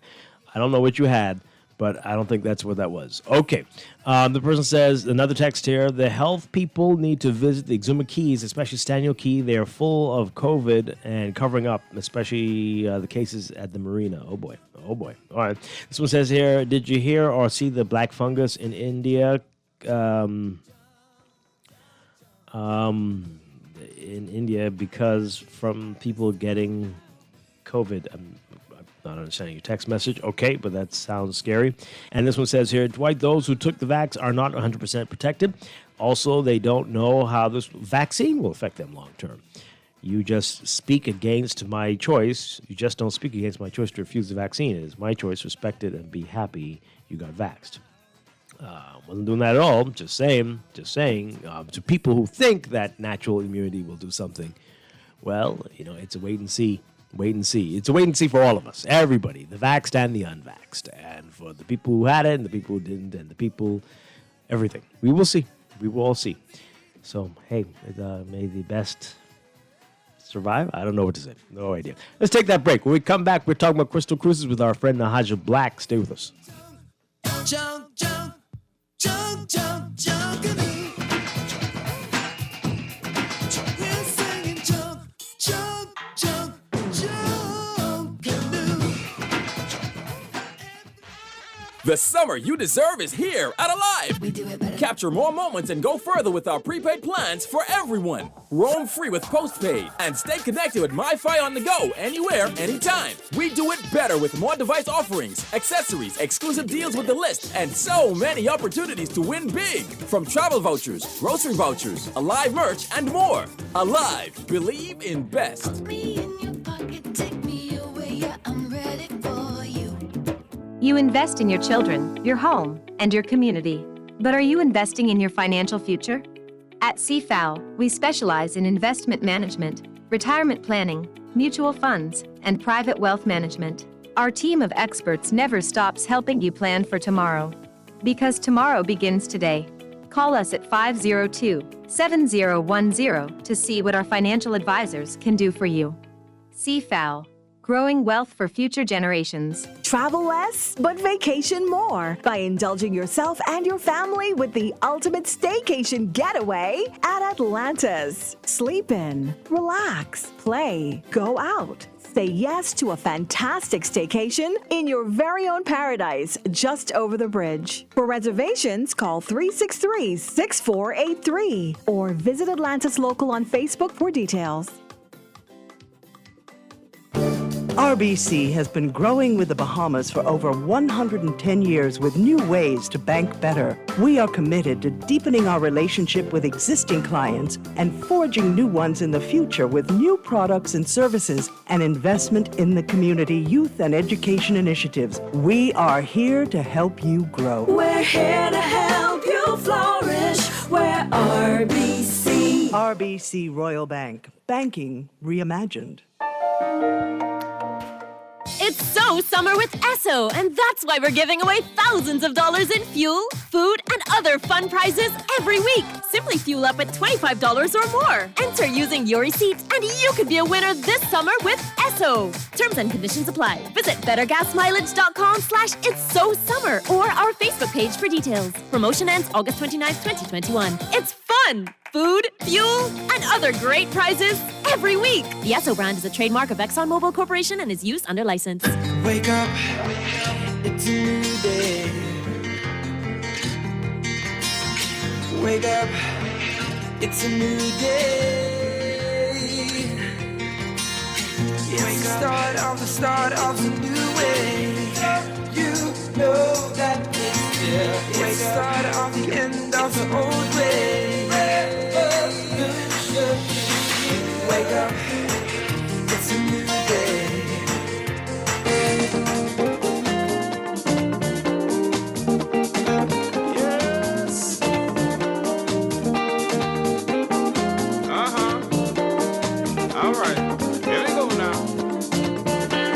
And we are back here with Morning Blend on Guardian Radio 96.9. Dwight Strachan with Don Sargent. Changing gears now, our dear friend Nahaja Black from the Hit Back right here on Guardian Radio had quite the week. We are very jealous of Nahaja. I don't know how she did this. We still need the hookup, but Nahaja is back on firm ground today after spending a wonderful week on Crystal Cruises' inaugural Bahama cruise this past week. Welcome back and good morning, Nahaja. Good morning, Dwight. Now, the question of if I'm back on solid ground, we've all been swaying since we got back, so the ground hasn't. Oh yeah, you're still feeling that. Oh well. Yeah. What would I give to feel that? Yeah, right it's now? still fun though. Boy, Good memories. I tell you. All right, so we're gonna have you straight through morning blend business, but you had quite a lot to say on your show on Friday. And on Friday, you were still on the ship. Is that right? Yes, we were docked at Freeport Harbor for fuel and maintenance, something like that. All right, great. So we have a lot. We're gonna get into. You pointed out the great stuff and the not so great stuff, and we want to get into that. But let's talk about how this came to be, how you got to be on this inaugural voyage. Well, one of the surprises of the job, Dwight, and I know you're familiar with all of the good surprises of the job. Very few. But yeah, no. Mm-hmm. You're Dwight Strachan. You get the good stuff. I wish. Yeah, no. I've seen it happen. But we digress. Mm-hmm. Anyways. Dwight's just being modest. That's all it is. Well, I mean, Dwight probably, in all totality of tickets, has traveled the world around here. Speak it into existence. Yes, one day. Well, one day, some months ago, I had the Director General of Tourism, Madam Joy Jibrilou, and I also had a guest. That would be Kevin Jones, the corporate manager for the Genty Group, and on the show, and he's the representative for Crystal Serenity. So we were doing an interview, and at the end of the interview, in jest, I said, well, if you ever need media on board, and he said, you know what, you've got it. Voila, done and done. I made it on the ship. Wow, Throw that line out there, Dwight. It's a hook. It's a baited, and you might come back with something, my brother. That is beautiful. That is beautiful. Now, next time you should mention your wonderful fellow Guardian host. I had to mention my husband just. Yes, well, of course. I couldn't travel with another man and then I'd be my husband. Come on, that would have been scandalous. Just a definitely. wee bit. Right. All right, so let's talk about it. What happened? Tell us. Let's get the wonderful parts about it, and then we'll get into the issues that you had a little bit later in the show. But let's talk about the beginning. Take us straight through, and we know that the itinerary was a little bit different than they had originally planned because of COVID and because of some other circumstances beyond their control. But let's talk about that and the impact that had, and take us from the beginning straight through the week. Okay, so.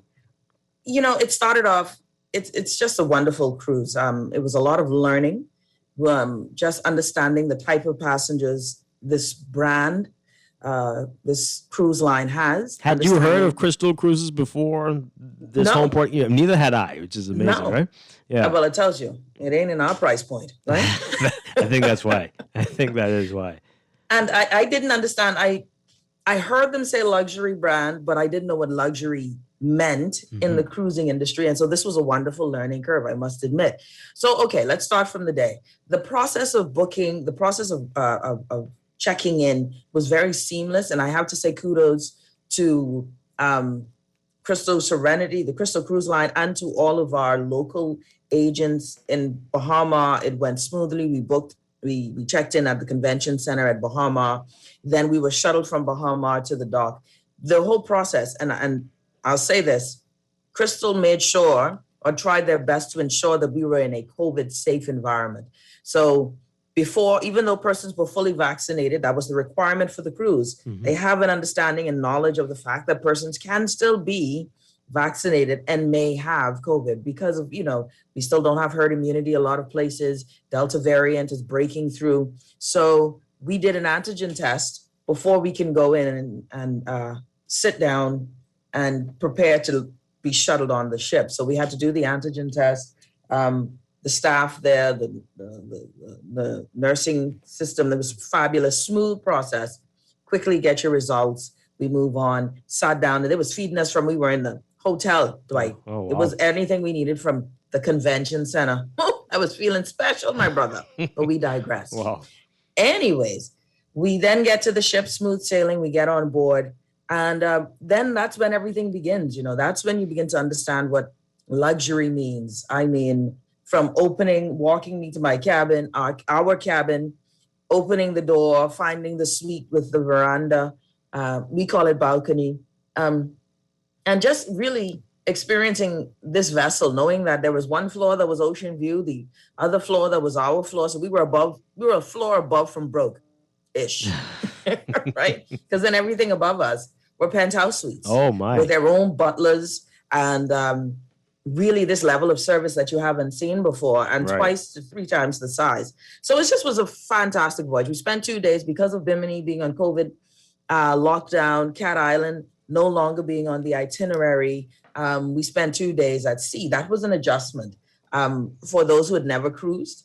And because you had though, you've cruised before. yeah, I've cruised before, but this was the most I've experienced in terms of the way of action. Elsa was out there, so we were out to sea, facing Bermuda to a certain point. That's how far out, close to, not that far, but we were in that general vicinity out there in the Atlantic, and really just doing our thing. But let me tell you, Dwight, the food was freaking-tacular, my brother.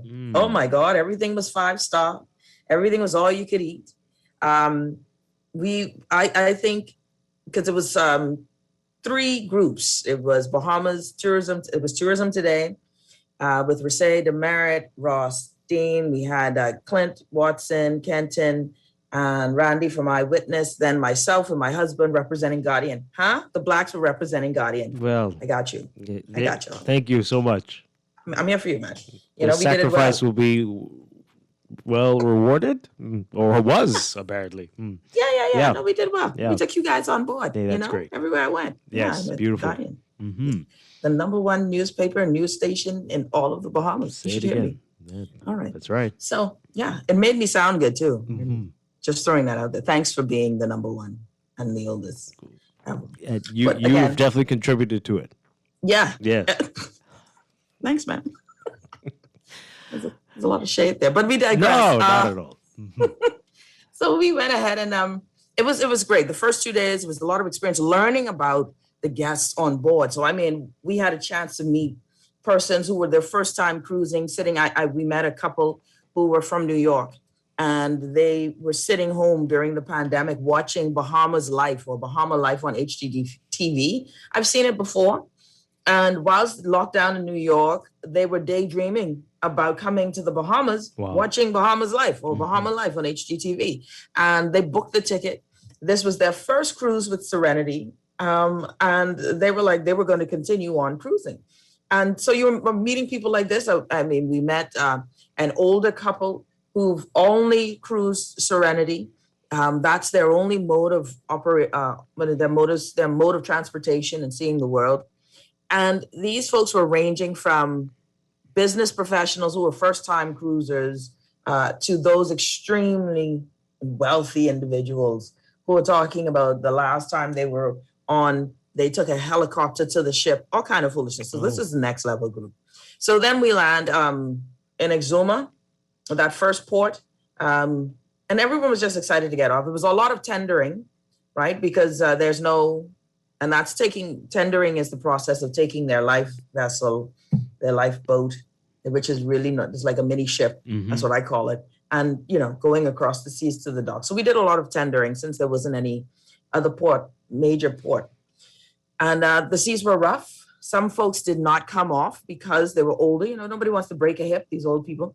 So trying to get on this tender might have been a challenge. So you had a lot of people who were deterred because of the rough seas to tender. And that affected, I think, too, the amount of money that could have been made on the island because of the rough tendering situation. And that's something we'll have to consider, or perhaps even in Crystal's marketing and ours, making sure that people understand that this is a part of the adventure of the islands of the Bahamas, right? So Exuma was interesting. Exuma was our first port of call. Of the 3 islands, I have to say Exuma was the least impressive in their guest response. San Salvador, well, of course, Exuma is still, I'm an Exumian in terms of my family, so I know where to go. So we were renting one of those tour buses, but the company did, and we were able to go to different beaches, not the ones where the tourists tend to go, but where they went, which was in Farmers Hill, where Farmers Hill did a market. And I want to say shout out to everyone all of your vendors. There was a Bahamian rake and scrape band there at Farmers Hill. Nothing at the port, which was your first impression. And a lot of persons left from the port and went to their excursion, not to Farmers. So they missed that experience. And I think that logistically, that's something that they have to work on. Because when folks responded about, you listen to some people, they were like, it was nothing to do in Exuma, or Exuma was dirty. That one really broke me. Oh, boy. Because Exuma needs work. You saw that yourself? When Yes. they say dirt, were they talking about garbage all over the place, or what were they talking about? I don't even know how to explain it without. Exuma looked so run down. I was so disheartened by Exuma, knowing how much money they bring in for themselves. And I was disappointed to know that all of the money they bring in through tourism, and then it's not being spent on them. So roadworks, the fish fry looks like it's been through too many hurricanes. And worse off than that was that, listen, the fish fry needs work. Wow. You didn't even know it was a fish fry, Dwight. You didn't know it was a fish fry. Wow. And on top of that, on the Tuesday when the ship was in, everything was closed, except for one vendor. Shout out to the Krusty Krab, who had Krusty Krab. Did I say Krusty? Krusty Krab, who had amazing snapper and crack conch. And shout out to the Krusty. That food was good. But I digress. But how many of you were there, and could the Krusty Krab accommodate all those people? Well, that's the thing. There were no tourists there. That's how the process of. We heard guests say that, well, this island didn't want us. This is what tourists were saying on the ship. The island didn't want them. Oh dear. And they said it. And when they went to San Sal, that statement was heard after they experienced San Sal, which was the next stop. And when I can tell you, when we were on the tender, and I got back to Exuma, but when we were on the tender to San Sal and landed in San Sal, where we disembarked on their dock, you had the Bahamian experience from you landed. So you heard guests audibly do, wow, you heard that. Compared to Exuma, where people, you walk off and people are just walking along the pier. You see the big ships because this is the Sandals Marina. You see the big, nice little yachts and whatnot. But, and there was, don't get me wrong, there was this music being played, but I felt as if, as a guest, from a guest perspective, it was to gently wave at us and you go to Farmers Hill. That's where you're supposed to really be greeted. But it felt like it was more for the ribbon cutting because every port of call, we would have to this media thing where every island wanted to give the ship a plaque. I mean, you could run out.org, but anyway, every island needed to do this. And so it became, and Exuma felt more about that than it did about the guest experience. Right. So, I mean, when I tell you it was run down, the road, the roads are ripped up. Miles of road ripped up. Is it everywhere, or is Georgetown like that as well? Georgetown, geez. Dwight, we had the director of PR in the shuttle with us, and we were already in this ripped up road. The home's already, broken down. It wasn't anything about Exuma that you would anticipate. No colors, no vibrancy, no joy, and really, someone from it broke my heart to an extent. And I want my people from Exuma to know that I love Exuma, and so I really am advocating that the money that's being made in Exuma be put into Exuma, just for the record, because that's a disservice to Exuma. That's a disservice to that island that is making so much money for this country in tourism, and it doesn't seem to be happening for those people. But we get to grant. We had the VP in the van, and we got to, Georgetown, and Georgetown is known or marked by this roundabout, right? And that's how you know you're in Georgetown. Roundabout and around. What is that called? It's not a pond. It's not a lake. What is it? Man, listen. It's just, I call it the circle. I just call it the circle. That's it. Ain't nothing in it. We get there, Dwight, and I'm looking at this, and as I'm looking at it, I'm like, I'm not saying a word, because this is just so sad, man. I mean, disrepair, the roads, everything is dusty and dirty. The buildings, it is what it is. It's nothing you can say that can make it sound better. I can't lie about it. And to be silent would mean there would be no change. And the announcement, by the representative from tourism was, "Welcome, you're in the capital." And I was like, don't mention it. And the PR director was like, "Oh, okay, I'll just tell friends I was in the capital." This was just embarrassing. It was embarrassing, Dwight. It broke my heart. My goodness. It broke my heart. It broke my heart to see Exuma like that. And it was rough for me. It was rough for me, honestly. It was rough for me to see. And to hear guests say it was I was offended, but at the same time, I understood. It is dirty, and they didn't feel welcomed. Yeah. And so that was the thing. And so I really would say that we have to, Exuma should not be, buildings should be brand new.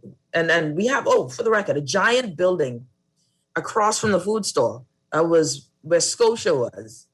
It's vacant because, Scotia left.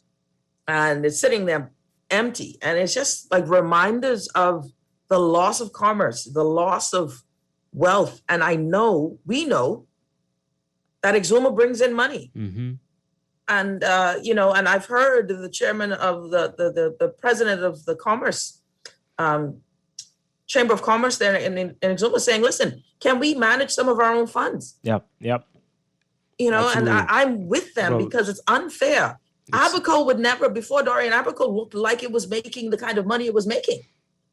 But Exuma has not looked like the island that is making this type of money in tourism. And I think that is unjust. Yep. And it's crossed both parties. So I don't want anyone telling me, the F&M is in charge. The PLP was in charge too. And this is frustrating, Dwight. You're making the case for local government, for true local government in all of these islands, including New Providence. Indeed. And listen, there is no reason why this great island where people are coming and they're just excited to come to, even when the island isn't excited to see them. And you could have felt that.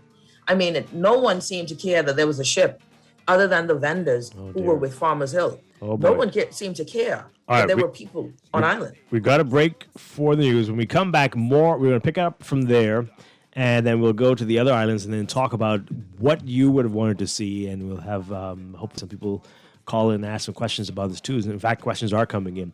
We're getting a first-hand look at what tourists experience when they come to these islands. Our very own Nahaja Black in great detail giving us what she experienced, and we're very happy to be talking with her. She's going to continue with us in Morning Blend Business. And Don, thank you so much for being with us this morning. We'll talk with you again next week. I'll be back in just a few minutes. Stay with us. Smoking pipe and talking. Saturday night we're gonna dance and sway. Shake my belly and do the gombe. People, don't you understand? I live like a king and be a happy man. Wake up early one morning, kiss my mama goodbye. Going back to the island, I say, don't worry, mama, don't cry. Is Guardian Radio 96.9 FM. Fresh news, smart talk, all day. The views and opinions of the hosts and guests are their own and do not necessarily reflect the position of the management and staff of Guardian Network. Wake up, it's a new day.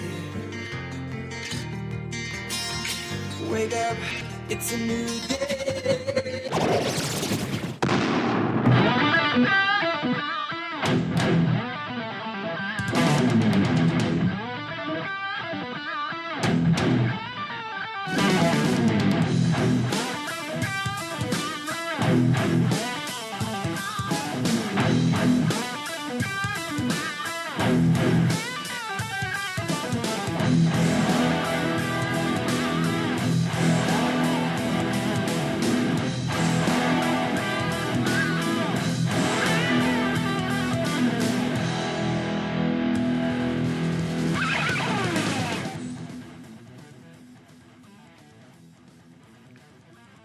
Good morning, and this is Morning Blend Business on this Tuesday, July 13th, 2021. Welcome back to our Morning Blend listeners. Once again, Dwight Strachan with you. This morning we are talking with Nahaja Black, the host of the hit Back with Nahaja Black right here on Guardian Radio 96.9. She's our special guest because she was one of the members of the press who was on the inaugural Bahama Islands cruise for Crystal Cruises, the Crystal Serenity. And just got back. You got back on Saturday, was it? Saturday morning, yes. Yeah. They got rid of us real quick Saturday morning. All right. So there's a couple people messaging and saying that you're being very negative, but this is what you experienced in Exuma. The whole trip wasn't like this. No, it wasn't. And no. Being very negative, I don't know what to say to that. But the trip was fantastic. I'm not, by no means, I'm just pointing out the fact that Exuma itself needs to be treated better. Yeah. And that's it. That's it. And as a product that is known across the world, Exumians, the people who make up this product, I believe should be treated better and should be able to say that it isn't just the land that guests come for, and that they will see the beauty of the land through the people, and the people are wonderful. I mean, my God, I love Exumians. They're wonderful. They're kind. They're gracious. They're helpful.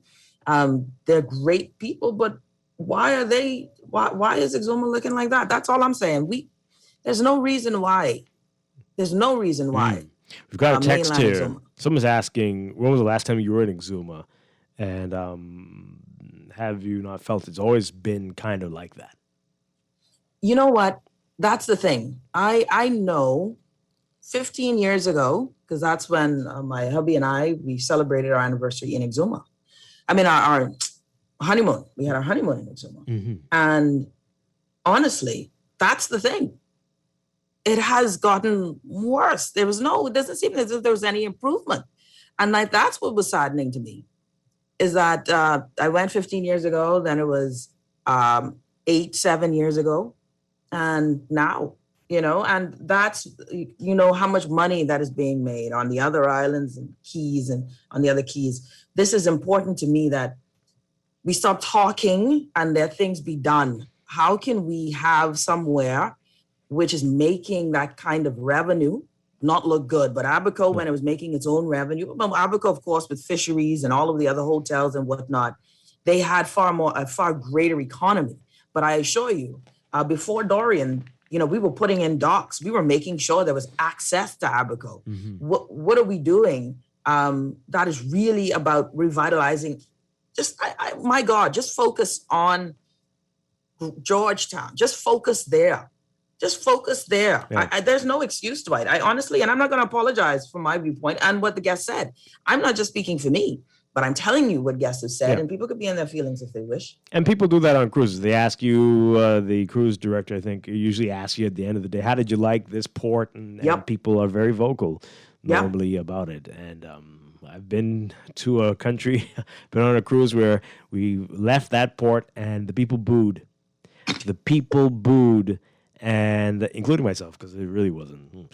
And the cruise director said it. We are really reconsidering including this destination on this itinerary. So it's very serious. When people experience those things, it can have detrimental effects. All right, so let's come back to Exuma. I know we have a lot to say on that. Yeah. But so after Exuma, what happened? we then went to San Salvador. And so, can I shout out San Sal? San Salvador, I've never been to San Salvador.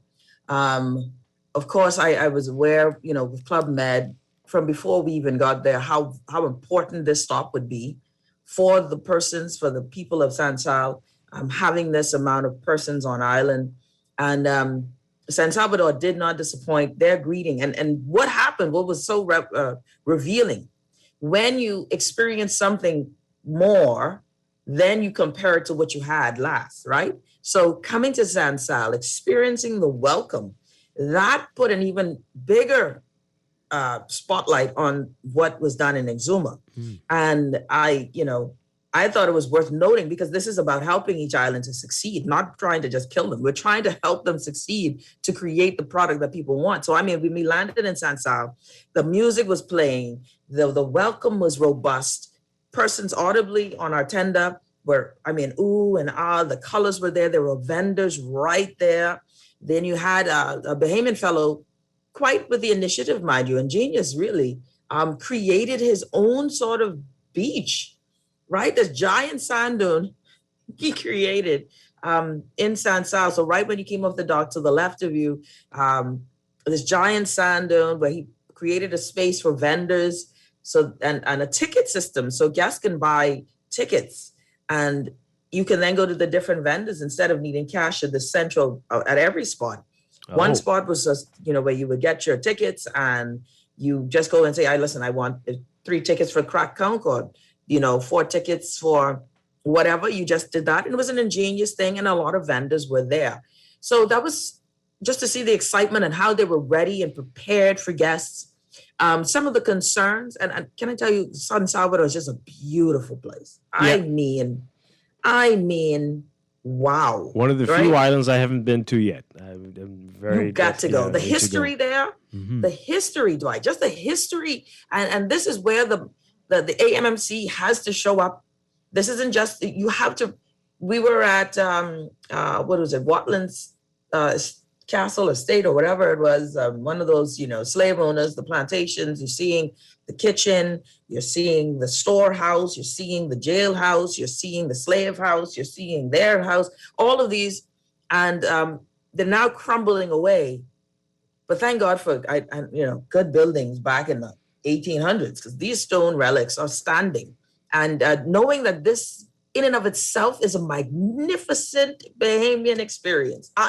Top dollar, that tourists would want to. And these particular guests, and again, understanding who the guests are.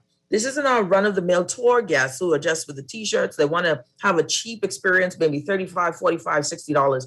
These are guests who spend $650 for an excursion. Some guests spend $1,500 for an excursion. Wow. So they are looking for experiences, right? And so when you get to San Sal, we are with the administrator. And something else to take note of. A lot of our, I think what you can add to these docks, these spaces where these guests, they tend to want to go the unbeaten path. Yeah. And so they ask questions. So there was a couple that we met when we came off.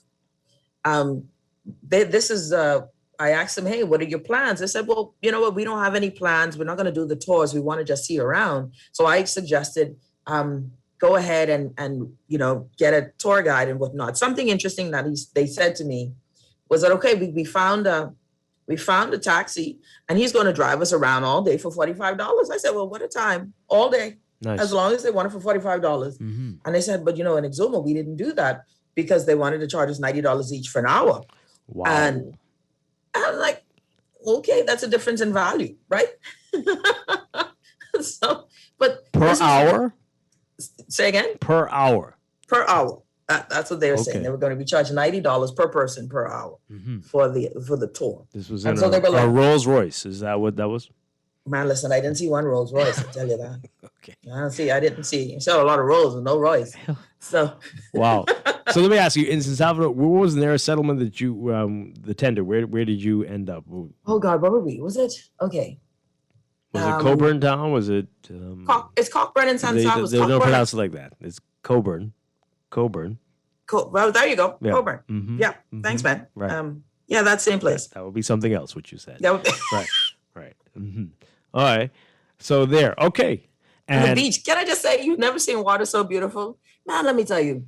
Dwight, can I just say that was definitely one of the best trips I've ever been on. I mean, just the stops, all of it. Exuma is still one of the most beautiful places. Shout out to Forbes Hill Beach.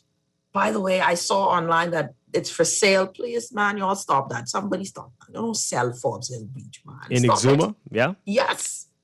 All of it. What does that mean when they say that? It's for sale. Yeah, that's what it means. All of that beachfront and beauty is for sale. Okay. I just saying it out loud. I'm stressed out.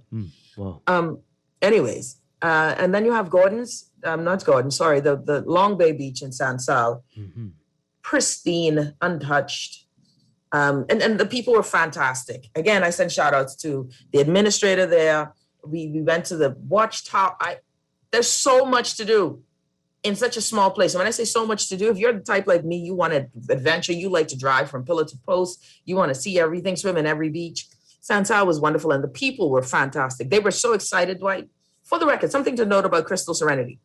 Crystal Cruises hired 20 people on the ground, right? So they're actually hiring people on each island. And I was surprised to learn that. I learned that in Sansal. And to the amount that they're hiring on the ground. So that's actually quite exciting. what are they doing? What are they doing? Well, they are ensuring that, because, the cruise ship is providing the beach seats, the umbrellas. So what happens on this cruise ship, if you book an excursion, they don't just let you, when you get there, the excursion happens. They take you to the excursion. They take you to where this venue happens.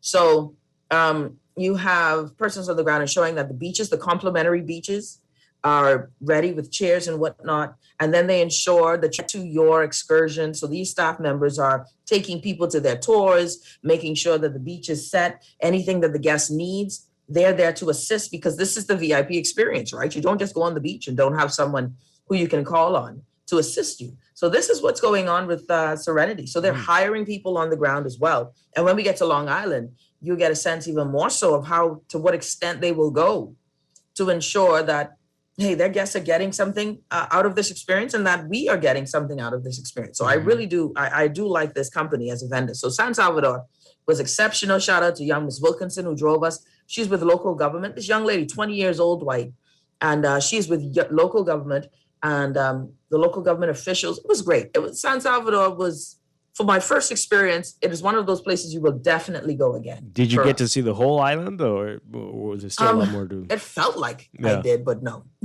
we were doing so many things. We got to see a lot of ruins. We saw some place called the Dripping Cave, or the Dripping something. Literally, it's just a drip out of this cave. But it's like, no joke. It is like the worst leaky faucet ever. It's not even... It's like really just water, just one drip. But this is a big thing, and I liked it. Wow. And you were there for how long? That's from get there 7 a.m. to 7 p.m. But of course, all of the news thingy majiggies, putting, and internet was a little shoddy. This cruise is something they said they're going to work on, so that's something to consider. So we tend to go out at 10, get in by 4, and so that's the time crunch that we had. But and shout out to Max. There was like a little restaurant, bar place on the beach in Long Bay. And the guy's name is Max. If you ever go there, just go right to the Long Bay beach. I can't remember the name of the beach, but just say you go in Long Bay. And there's a little food bar thing on the beach. Dwight, this man makes one heck of a Christian drink. Okay. Because that's all that you had. Okay, sure. Yeah. Hey, you were on vacation, so you could do it. You didn't, but that's good. That's good. All right. So after San Salvador, you said it, Long Island. After that, Long Island was also spectacular. Hospitality, Bahamian hospitality across the islands was great. Long Island did not. Shout out. I have a lot of listeners. We have a lot of listeners. Guardian Radio has a lot of listeners in Long Island. Oh. So I got to send all kind of love. We got to keep sending shout outs and love to Long Island. Oh, and in San Sal, I have to say, it's been a special shout out to Wendy, who came down to the dock, and Miss Palamas, who came down to the port just to say hi. I actually had people who said hi to me, Dwight. This is surprising. Again, sorry. The life of a celebrity. Wow. No. I mean, if it were you, then it would be really more than two people. Not at all. I'm just saying. So Long Island, any memorable experiences there? What was that like? And which part did you end up where you at first disembarked? We were in, it's not Coburn, it's Clarencetown. Clarencetown was nice. The experience, again, each island then began to do itself with its welcome. And you knew that they were going, Long Island, when you got off, it felt like at least 30 people were just sending their love. Let me ask you about that. On social media, the very sarcastic and cynical people on social media. So I saw that people commenting on these welcomes and what it reminded them of, and not nice stuff. But how did it feel as a guest to see Bahamians doing this, greeting you, applauding and dancing and music? Was it cheesy? Was it special? Did it warm your hearts? Did the guests also appreciate that? Yeah. The guests loved it. I mean, we're Bahamians, right? We're like, oh, this is nice. I will tell you, it is nice. It is nice. You want to come off, off of a vessel. But I think it was important because I realized how many of the guests knew that they were not, and said that, I'll give you a story really quickly. When we came from Sansao, a lady came up to us. We were doing a recording in the lobby, and a lady came up to us as the crew, Tourism Today, myself, with Guardian Eyewitness, and we were just chatting in the lobby. And she came up to us and she said, "Listen, I know you guys are with the government of the Bahamas, because everybody thinks it's just the government, and but I want you to know." And she started to get emotional, like teary-eyed. She said, "This was the most amazing experience I've ever had in my life. And we do a lot of these countries." And she said, we went to this place called High Key, and the gentleman and his family who did the tour, they were just so wonderful. And, they went and she explained it as if she went through this sort of oasis, and then it opened up into this beautiful experience of their sightseeing, and then they snorkeled. And she said, and the snorkeling wasn't the best snorkeling I've ever had in my life. But she said it wasn't just that. It was then, how we were talked to, and the history that was shared, and the environment. And then when we were done with the snorkeling, and they took us to another key, and it was just, food was there, and it was just such a welcoming experience. And she said, I'm getting goosebumps just telling you, please tell the people of the Bahamas, and this is what stuck with me. Please tell the people of the Bahamas, this is the type of guests that are with Crystal, that we want to plant mangroves with you. We want to, experience the Bahamas from your viewpoint, and that we're not bad people. Dwight, this is what, so it shows that they knew. And I when we were in Forbes, when we were in Exuma on Forbes Hill Beach, a couple who were just on their own were there, and they were like, "Oh, you guys are with the cruise that nobody wants here." This is what this couple is saying. Oh no, we're just on vacation. So this is what it was, the narrative. So it was the feeling of Exuma that even guests, and these guests who were talking to us have been to Cat Island. They've traveled the Bahamas frequently. This couple. So each island, when it gave that experience, another set of guests said they felt the difference in San Salvador versus Exuma, that they were wanted. So these welcomes were vitally important, and must continue. So that, look, this isn't your run-of-the-mill type of experience. The company itself wants Bahamians to start businesses. You can send your idea. And in Long Island, that's one of the things. Long Island, there were 22 buses brought down by Crystal Serenity, 22 buses to help with shuttles.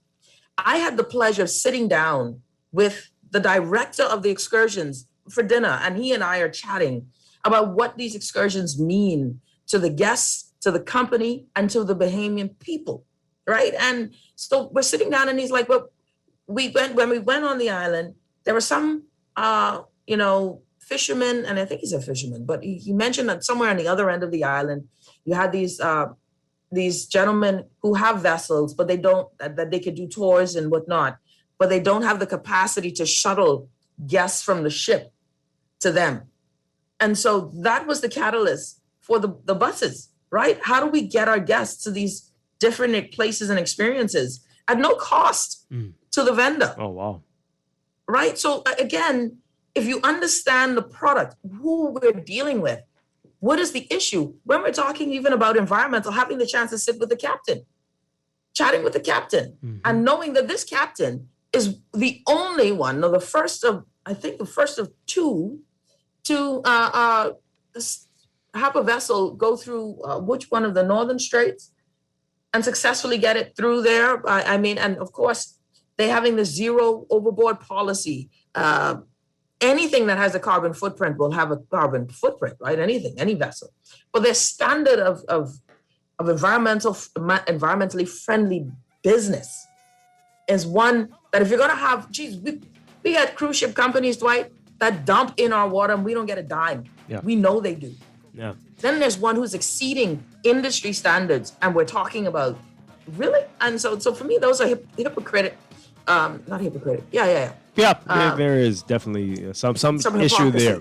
All right, we got to take a break. When we come back, I want to talk more about that.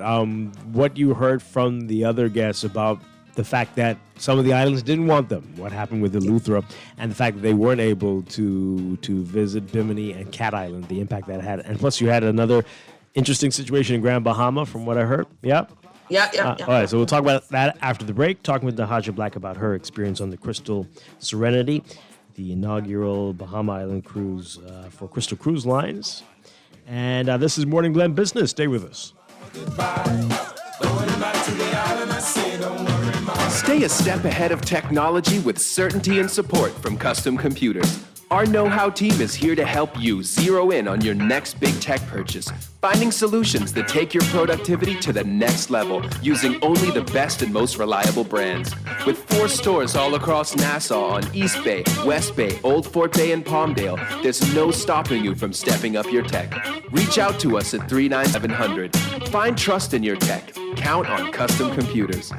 There's only one way to have a better morning. How? Start your mornings the best way with our 2 for $6 breakfast sandwiches at Wendy's. For a limited time, choose any 2 of your favorite breakfast sandwiches, including the fresh Strachan sack muffin, honey buttermilk chicken biscuit, double sausage muffin, or the sausage, egg, and cheese biscuit. Wash it all down with our cold brew shake or coffee. Better mornings always start at Wendy's. Wendy's, different inside and out. Excludes airport locations. As a people, Bahamians are anxious about the future. Feeling down and out? Unsure in these unprecedented times? We need to believe that love's coming back. Join us Tuesday, July 13th at 11 a.m. at lovescomingback.com for the virtual launch of Love's Coming Back, an inspiring new anthem from Grammy Award-winning founding member of the Eurythmics, songwriter, producer Dave Stewart, which will premiere globally at 12 noon. Presented by Bay Street Records, Bahamas National Trust, and BrylandAid.org. This is Guardian Radio 96.9 FM. Fresh news, smart talk, all day.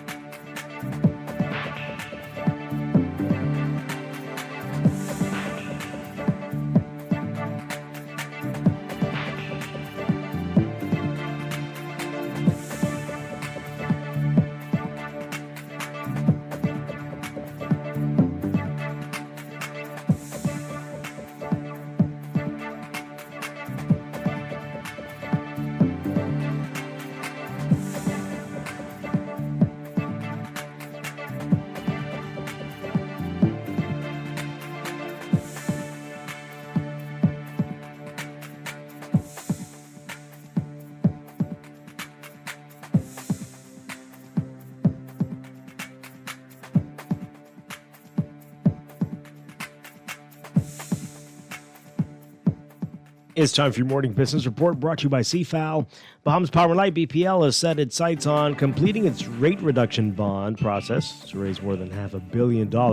This before the end of the year. That's according to BPL Chairman Dr. Donovan Moxey, adding that the utility company is awaiting parliamentary approval of amended legislation that would facilitate our IRB. Moxie says that he and BPL executives met with cabinet last week to appraise ministers on where in the process the company is regarding the IRB. That rate reduction bond continues to be a part of BPL's funding strategy. The $535 million BPL is hoping to raise is intended to help pay off more than $300 million in legacy debt, as well as fund future capital projects. Cable Bahamas says that it intends to fully cooperate with the Utilities Regulation and Competition Authority, URCA, regarding customer complaints, which were highlighted in a recent final decision on CBL's application to restructure its residential and business pay television packages. URCA revealing last week that it intends to launch another independent investigation into recurring and concerning complaints on widespread service quality issues that were submitted during the consultation process on the matter of Cable Bahamas' restructuring of its television packages. URCA noted that many respondents were unhappy with CBL's television service quality due to recurring outages, error messages, pixelated channels, and an incorrect TV guide, and dissatisfaction with DVR boxes. In a statement, Cable Bahamas said many of these complaints stem from the limitations of its technology legacy. And the Financial Intelligence Unit has revealed it's investigating a real estate scam following several suspicious transaction reports involving variants of the same name of a man purporting to purchase property. The suspicious activity involves an individual purporting to be a U.S. citizen from Washington, D.C., going by the aliases Andrew Franklin, Franklin Andrew, Frank Andrews, or Frank Andrew, who would contact a real estate agent or law firm via email requesting assistance to purchase real estate in the Bahamas. According to the FIU, once the individual has been made aware of the retainer amount and the necessary KYC documentation, he would forward the documentation in support to the request. However, all the documents were fraudulent. You can read more about this scam in today's Guardian Business section. Overseas prices for U.S. consumers jumped in June by the most in 13 years, extending a run of higher inflation and fueling concerns that the rapidly rebounding economy is making goods and services increasingly expensive.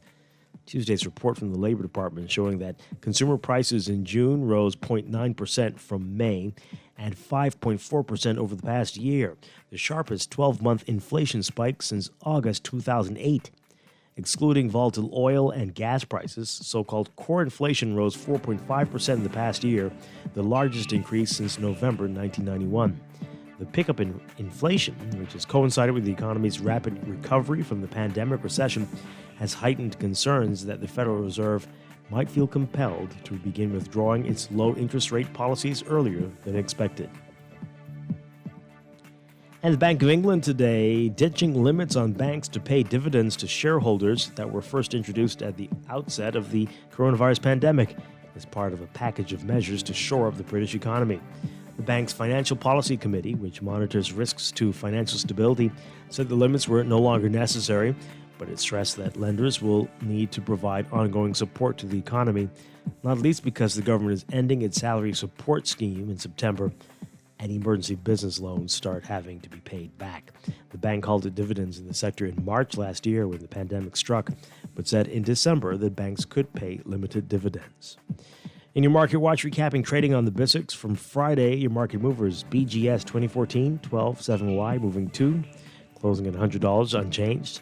BGS 2015 17Y moving 10, closing unchanged at $100. Consolidated Water moving 421 shares unchanged at $233. Emira Incorporated up 1 cent, closing at $11.17. The BISX All Share Index closing at 1,954.53, unchanged.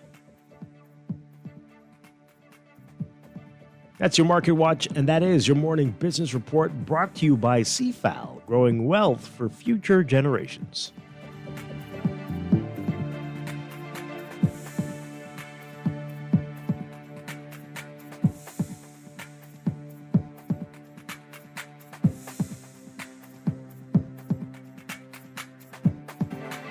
Boy, why you look so mashed up like clothes at the washer? No, boy, just a hard day, boy. Hard day? What happened? The breakfast lady ran out of tuna and gritty. We need to start joking about everything, you know. This serious, boy. This real serious, boy. Boy, what's serious? Tell me. All right, well, today, boss gave us boy one big contract. And nobody else get a chance and nobody say nothing. Boy, you know that ain't right. You know government contracts ain't supposed to go that way. Yeah, but nobody's saying nothing. Boss man just tell people to sign the papers. Then he send me to meet his boy downtown and collect this envelope. You need to tell somebody. You need to become a whistleblower. You know I's a real man, but I never blow no whistle. I be drunk all my life and drunk, you know. No way. A whistleblower is someone who tells people what they see when they see something wrong happening at work. But I ain't no whistleblower, and I ain't no snitch. I still white there, you know. But ain't nobody can know it's you. All you gotta do is call Crime Stoppers, or you could text them from inside the Crack Crime Bahamas app. They don't ask about you, and your call goes straight through to Miami, so nobody know you is. And if you text, your message get mixed up like Kong salad. Call 328-8477 from Nassau or 242-300-8477 from the Family Islands.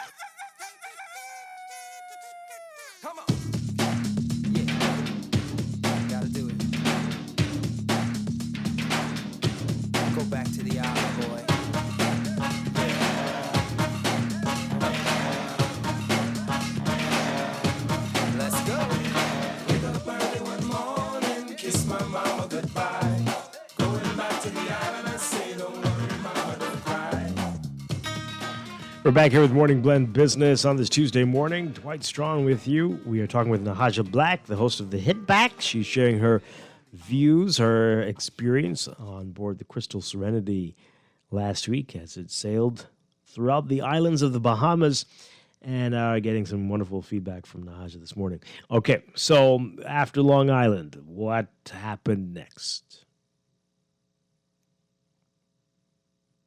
Nahaja, are you there? Oh, there we go. All right. Yep. Can you hear me now? Yes, we can hear you now. Mm-hmm. Okay, great. No, I mean, it was after Long Island and the wonderful, shout out to Lloyd's, just for the record, best mutton ever, and best mutton and crab and rice. OMG, and was at Lloyd's restaurant, I guess. So Lloyd's is the joint, right next to Dean's Blue Hole. Okay. And I need to shout out also Mrs. Claire, who gave in Sansal. Have you ever had stewed crab and dough, Dwight? Yeah, I have not. Or steamed. I think it's steamed crab and dough. No, you've never, because this thing must be only San Salvadorian or something. This was the best crab and dough. What? All right, again, I needed to get that out of my system. Okay. Shout out, Miss Claire. Anyhow, food on the Family Islands are awesome. And Erica's Bakery in Long Island. Stop there. Really good. Wow. Homemade bread. Mm-hmm. OMG. Moving on. Friday was out to sea. We were out to sea on Friday. Out to sea. We did stop in Grand Bahama. Now, what happened in Grand Bahama? Because we couldn't disembark in Grand Bahama. Why not? Why not? It was deemed an unscheduled spot. So what happened there was that they knew that Nassau could not refuel them. So they were going to Grand Bahama to get refueled. So it was unscheduled. It's not on the itinerary. And they weren't certain how this process would go. Now, what was said to us later is that now that they see it, and they're only going to be doing this fuel stop every 3 weeks in Grand Bahama, because they've seen how easy it is, they will build, hopefully, an itinerary for those stops in the future. So this was really them testing. And because there was nothing on the itinerary, it was unscheduled, there were no tours or whatnot, they didn't want their guests to disembark and, have nothing to do. Mm-hmm. So hopefully, and based on what was said to us, that now that they see what it's like, and this was the only dock we ever touched, actually, so it would have been perfect. So persons didn't have to tender. Everyone could have disembarked, gotten off. I was told by sources that some of those, quite a few of those at the harbor itself are closed, those restaurants, those stores, because nothing was happening at the harbor. Of course, if there are no ships coming in, there's nothing going on. But that some have, some of these vendors actually have decided they're not coming back because of costs, expenses, etc. So I think that's something that'll be checked as well. But that was the issue there with with the Freeport Harbor. Right. Mm-hmm. So we ended up just sitting there and looking overboard and saying, wow, it would have been a great stop. Right? Oh, dear. How long were you there? We were there for a while. So we got there. You were there long enough for you to do your whole show. Yeah, long enough. We were there from 11 a.m., 12, no, I'd say noon until 9 p.m. So more than enough time. Oh, dear. Really, for folks to get out there, do a quick, do their excursions, and we get back on board. So it's something, hopefully, and they said they won't be doing it every week. And so we'll find out, did they have to stop in Grand Bahama again? They said it's a 3-week turnaround, they think, for the checks and refueling.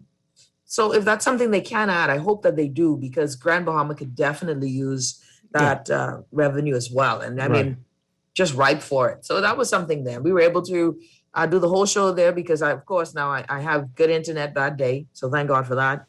Mm-hmm. And we were able to do the show. But overall, I mean, Dwight, it is an experience. It was an eye opener. I learned about the different types of cruising. I always thought riverboat cruises were the wealthy folk, and the European cruiser, but Crystal Serenity does that. That's what they do. Right. And they needed us to, they're looking to get back on board. They were the first to decide to home port. And I believe, honestly, that they were the most intentional on trying to empower Bahamians in this tour game. And if you have an idea, and I say this to your audience, if you believe that you have an experience, I mean, at this point, anything is an experience. I realize with these guests, they want the experience. They want to make bread. We had a few couples, maybe 3 couples. We told them every stop, you have to get the local bread. Mm-hmm. And I mean, every stop, they're eating bread.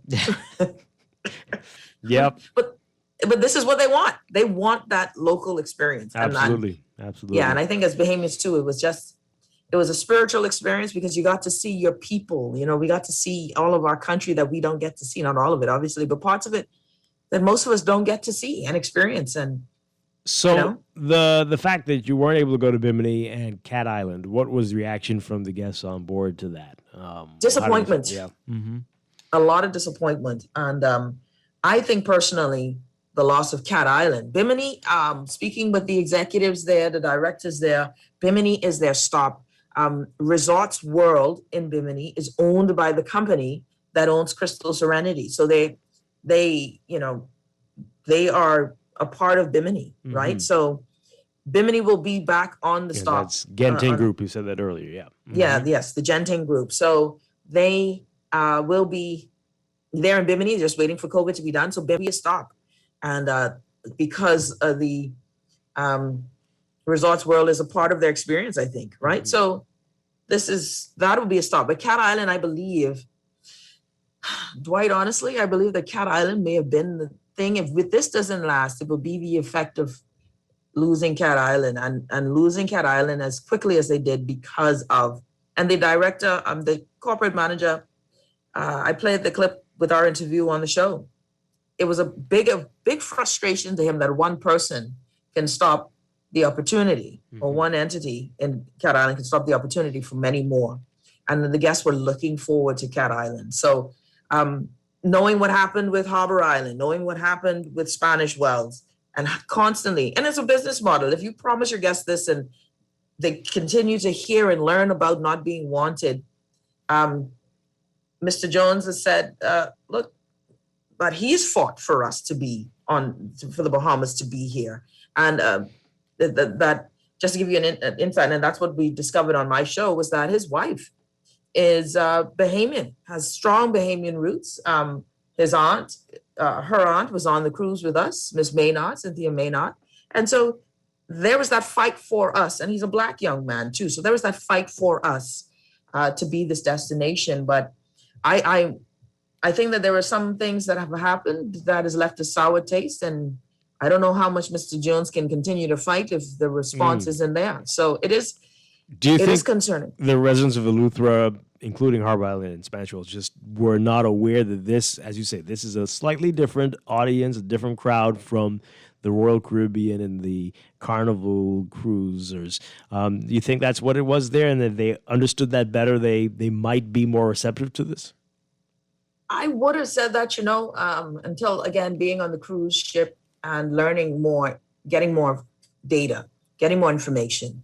And the information, of course, that I got was that it was predominantly second homeowners in Harbor Island that resisted this.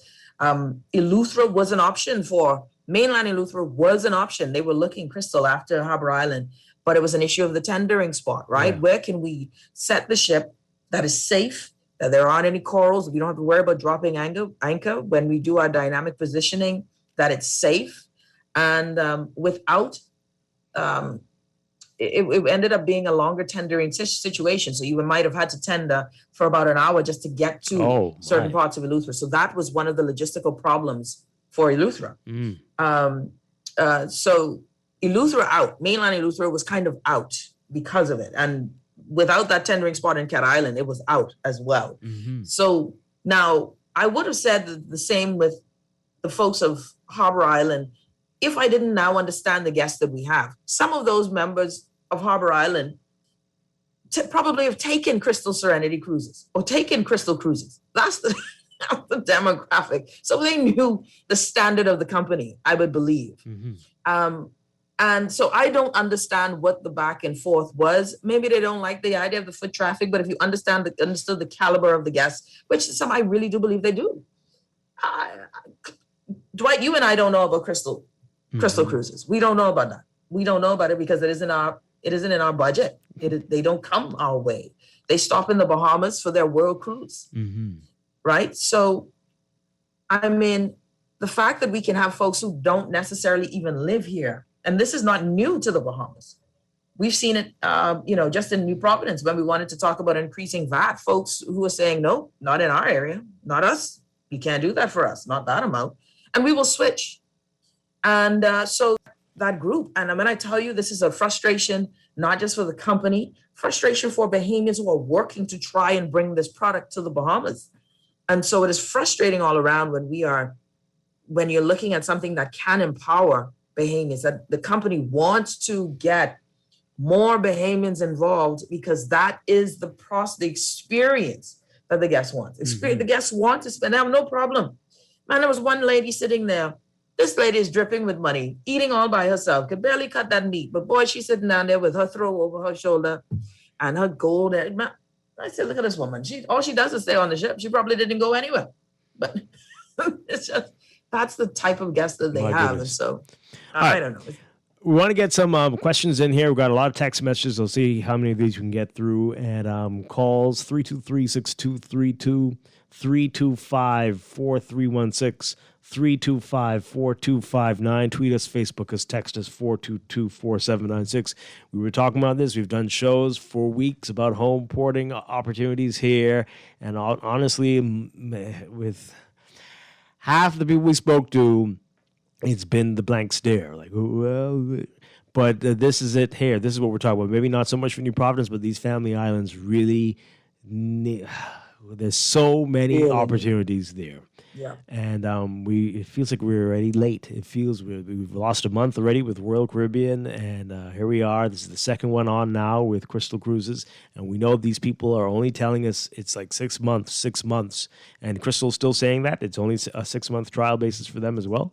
Yep. And boy, I think some things happen to us, Dwight. Some things happen to us that is an opportunity. And we need to be ready for this opportunity. And one of the concerns is that the company feels as if they've been trying to do this on their own. Oh, my. And that was said, that we felt as if we were doing this on our own, even though tourism was working to help them, and shout out to Joy Gibralou and her team, for all of their efforts in working to get this done. But at some point, the company has said that they felt as if this was still on them to prove and to constantly fight for this option. All right, let's take this call. Good morning, caller. You're on the air. Good morning, Brother Strachan. All right. Good morning. Good morning to your distinguished guests. Morning. I'm listening to this glowing report, Dwight, and I have some serious questions.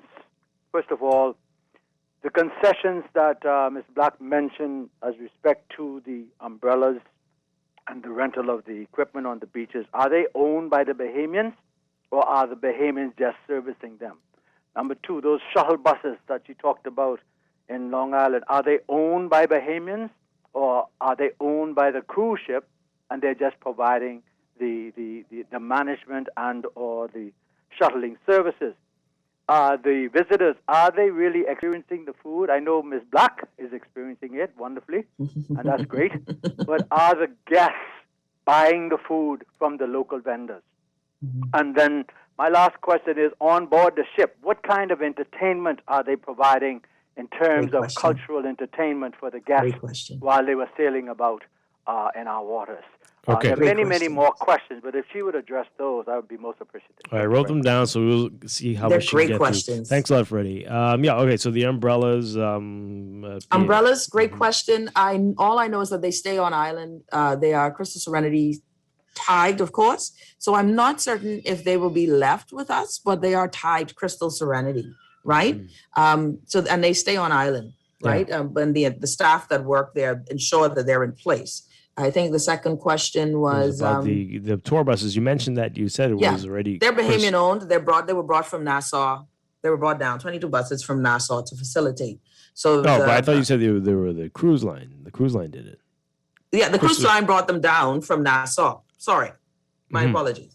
So they paid for them to come via mailboat to come down. So they're not the Crystal Cruises vehicles, and we had a company that they worked with, shuttle company. Oh, so they hired a company. Yes. To come down. Yes. They didn't buy them themselves. No. They hired my Bahamians to come down, and they put them on the mailboat and brought them there, and the drivers are from Nassau? Yes. Or from... Yes. Okay, well, that's... The drivers were from Nassau because they work with the company. Okay. Oh, that's interesting. What was the other one? But as far as you know, there's no service like that on Long Island. No, and that was the concern. No service there was actually concern on Long Island. Why did they have to bring all of these buses down? The issue was that there was no service that was capable of doing what was necessary on island, just especially insufficient. With those numbers, yeah. Yeah. All and so that's something to consider for Long Islanders. But I mean, hopefully it lasts longer than 6, for the period that's suggested so that you can really invest in it. Yeah, absolutely. And then the food, you said the couple that was eating the bread all the time, but did others experience that mutton that you talked about? And Listen, that's where those were things that I saw. I told the director of the hotel director, Scott Peterson, when we were in San Sal, came down off of the vessel. They can't leave the vessel, the staff. But one of the things he said that I thought was so interesting was when he was on the dock, listen, I'm looking for conch salad. I'm looking for whatever. And I spoke to the island administrator, and I said I would say this to all of them, when people land, have some people with shirts on that says, San Sal, ask me anything. I'm from San Sal, ask me for anything. Have someone, and I was telling business owners, have your conch fritters with a toothpick in it as a sample, and then tell folks, come to my restaurant down the road, because this is where our initiative now has to take in. There were food vendors out there, but not to the level that I think should be. And those who want to get folks in town, away from the tour and that experience, there should be something where the island representatives are dressed, their signage is big, information here, the unbeaten path, come to eat at this and that. And that was something I think that can and should be done that can really get folks to eat the food on the islands, apart from Bahamians telling people where to go. That was something that I thought could be done really to get folks, because these guests want to know where the unbeaten path is. Right. And then we're not telling them. He's asking about the entertainment on board. It is supposed to be the Bahamas Huge. Cruise. Was there Bahamian music? This is where, and I spoke to the folks on the ship. I said, listen, we're in the Bahamas. Y'all need a Junkanoo group. You need something where the minimum. This show is very much not black. Definitely an older crowd type Was it of an island experience at least? Not at all. No. Not Okay, at all. so, And that's something where the product can be better developed. And this is something that I've expressed. We all express this. And we're hoping that something happens where there can be a group that is just Bahamian that does, rake and scrape. Well, and maybe also, somebody should approach them. I'm like, hey, our group is willing to work on your ship and provide entertainment every night. Hire us.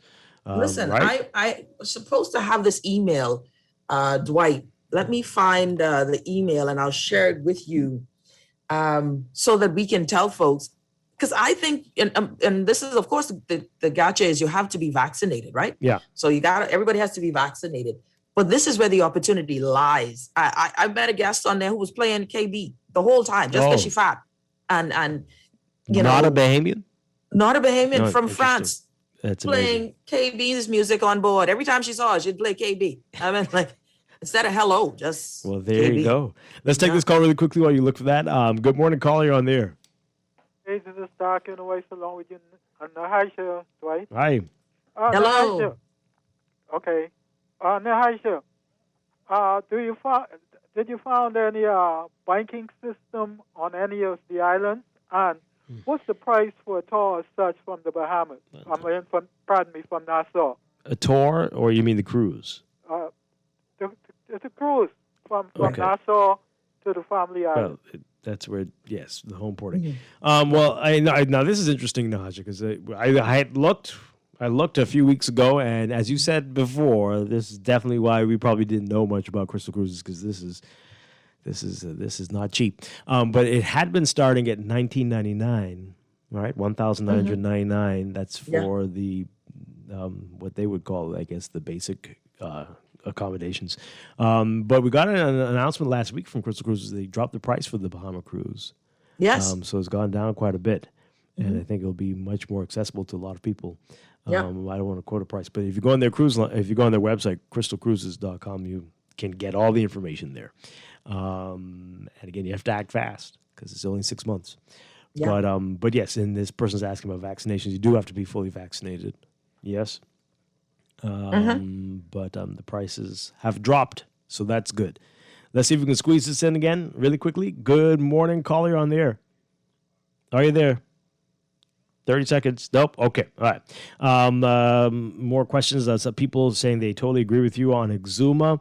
Another one saying these islands need island government when the islands can make their own decisions.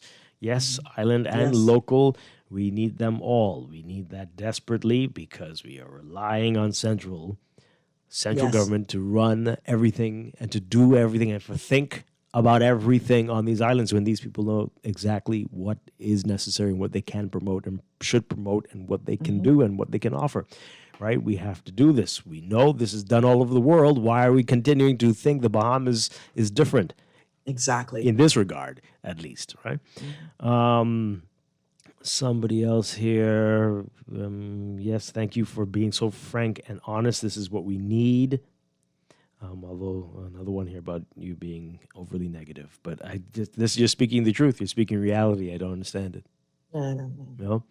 No. This is great stuff, Nahaja. Thank you so much for sharing with us, and we hope people are paying attention to this. There's so many opportunities here. I know. Yes, there were folks who were saying it should have been us who did this. We should have had our own cruise line to do this. Well, it's never too late. They've got multiple cruise lines competing with each other. You could do, if you can, organize your own all Bahamian cruise. But I would hope that you'd have a place, instead of the tendering thing, these islands need to really be considering building docks that can accommodate ships, at least medium-sized ones.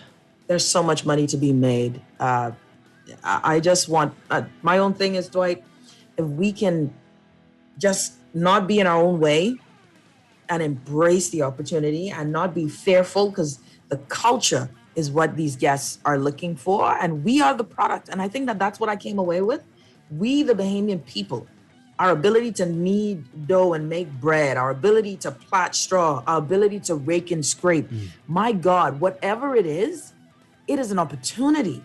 And not to take our culture for granted and to say that there's no more tourists who are just going to stop over downtown. And no, we want more and demand more and demand that our islands get the sort of respect that it needs, because Bahamians across the Bahamas are in need of economic stimulation. And these family islands, we're so grateful for this company. Man, I mean, look, we really have to figure out a way to better ourselves. Nahaja Black, thank you so much. You are on vacation, so we won't be hearing from you for a while, but you'll be back next week. Thank you so much for taking time out of your vacation to talk to us. Really appreciate it.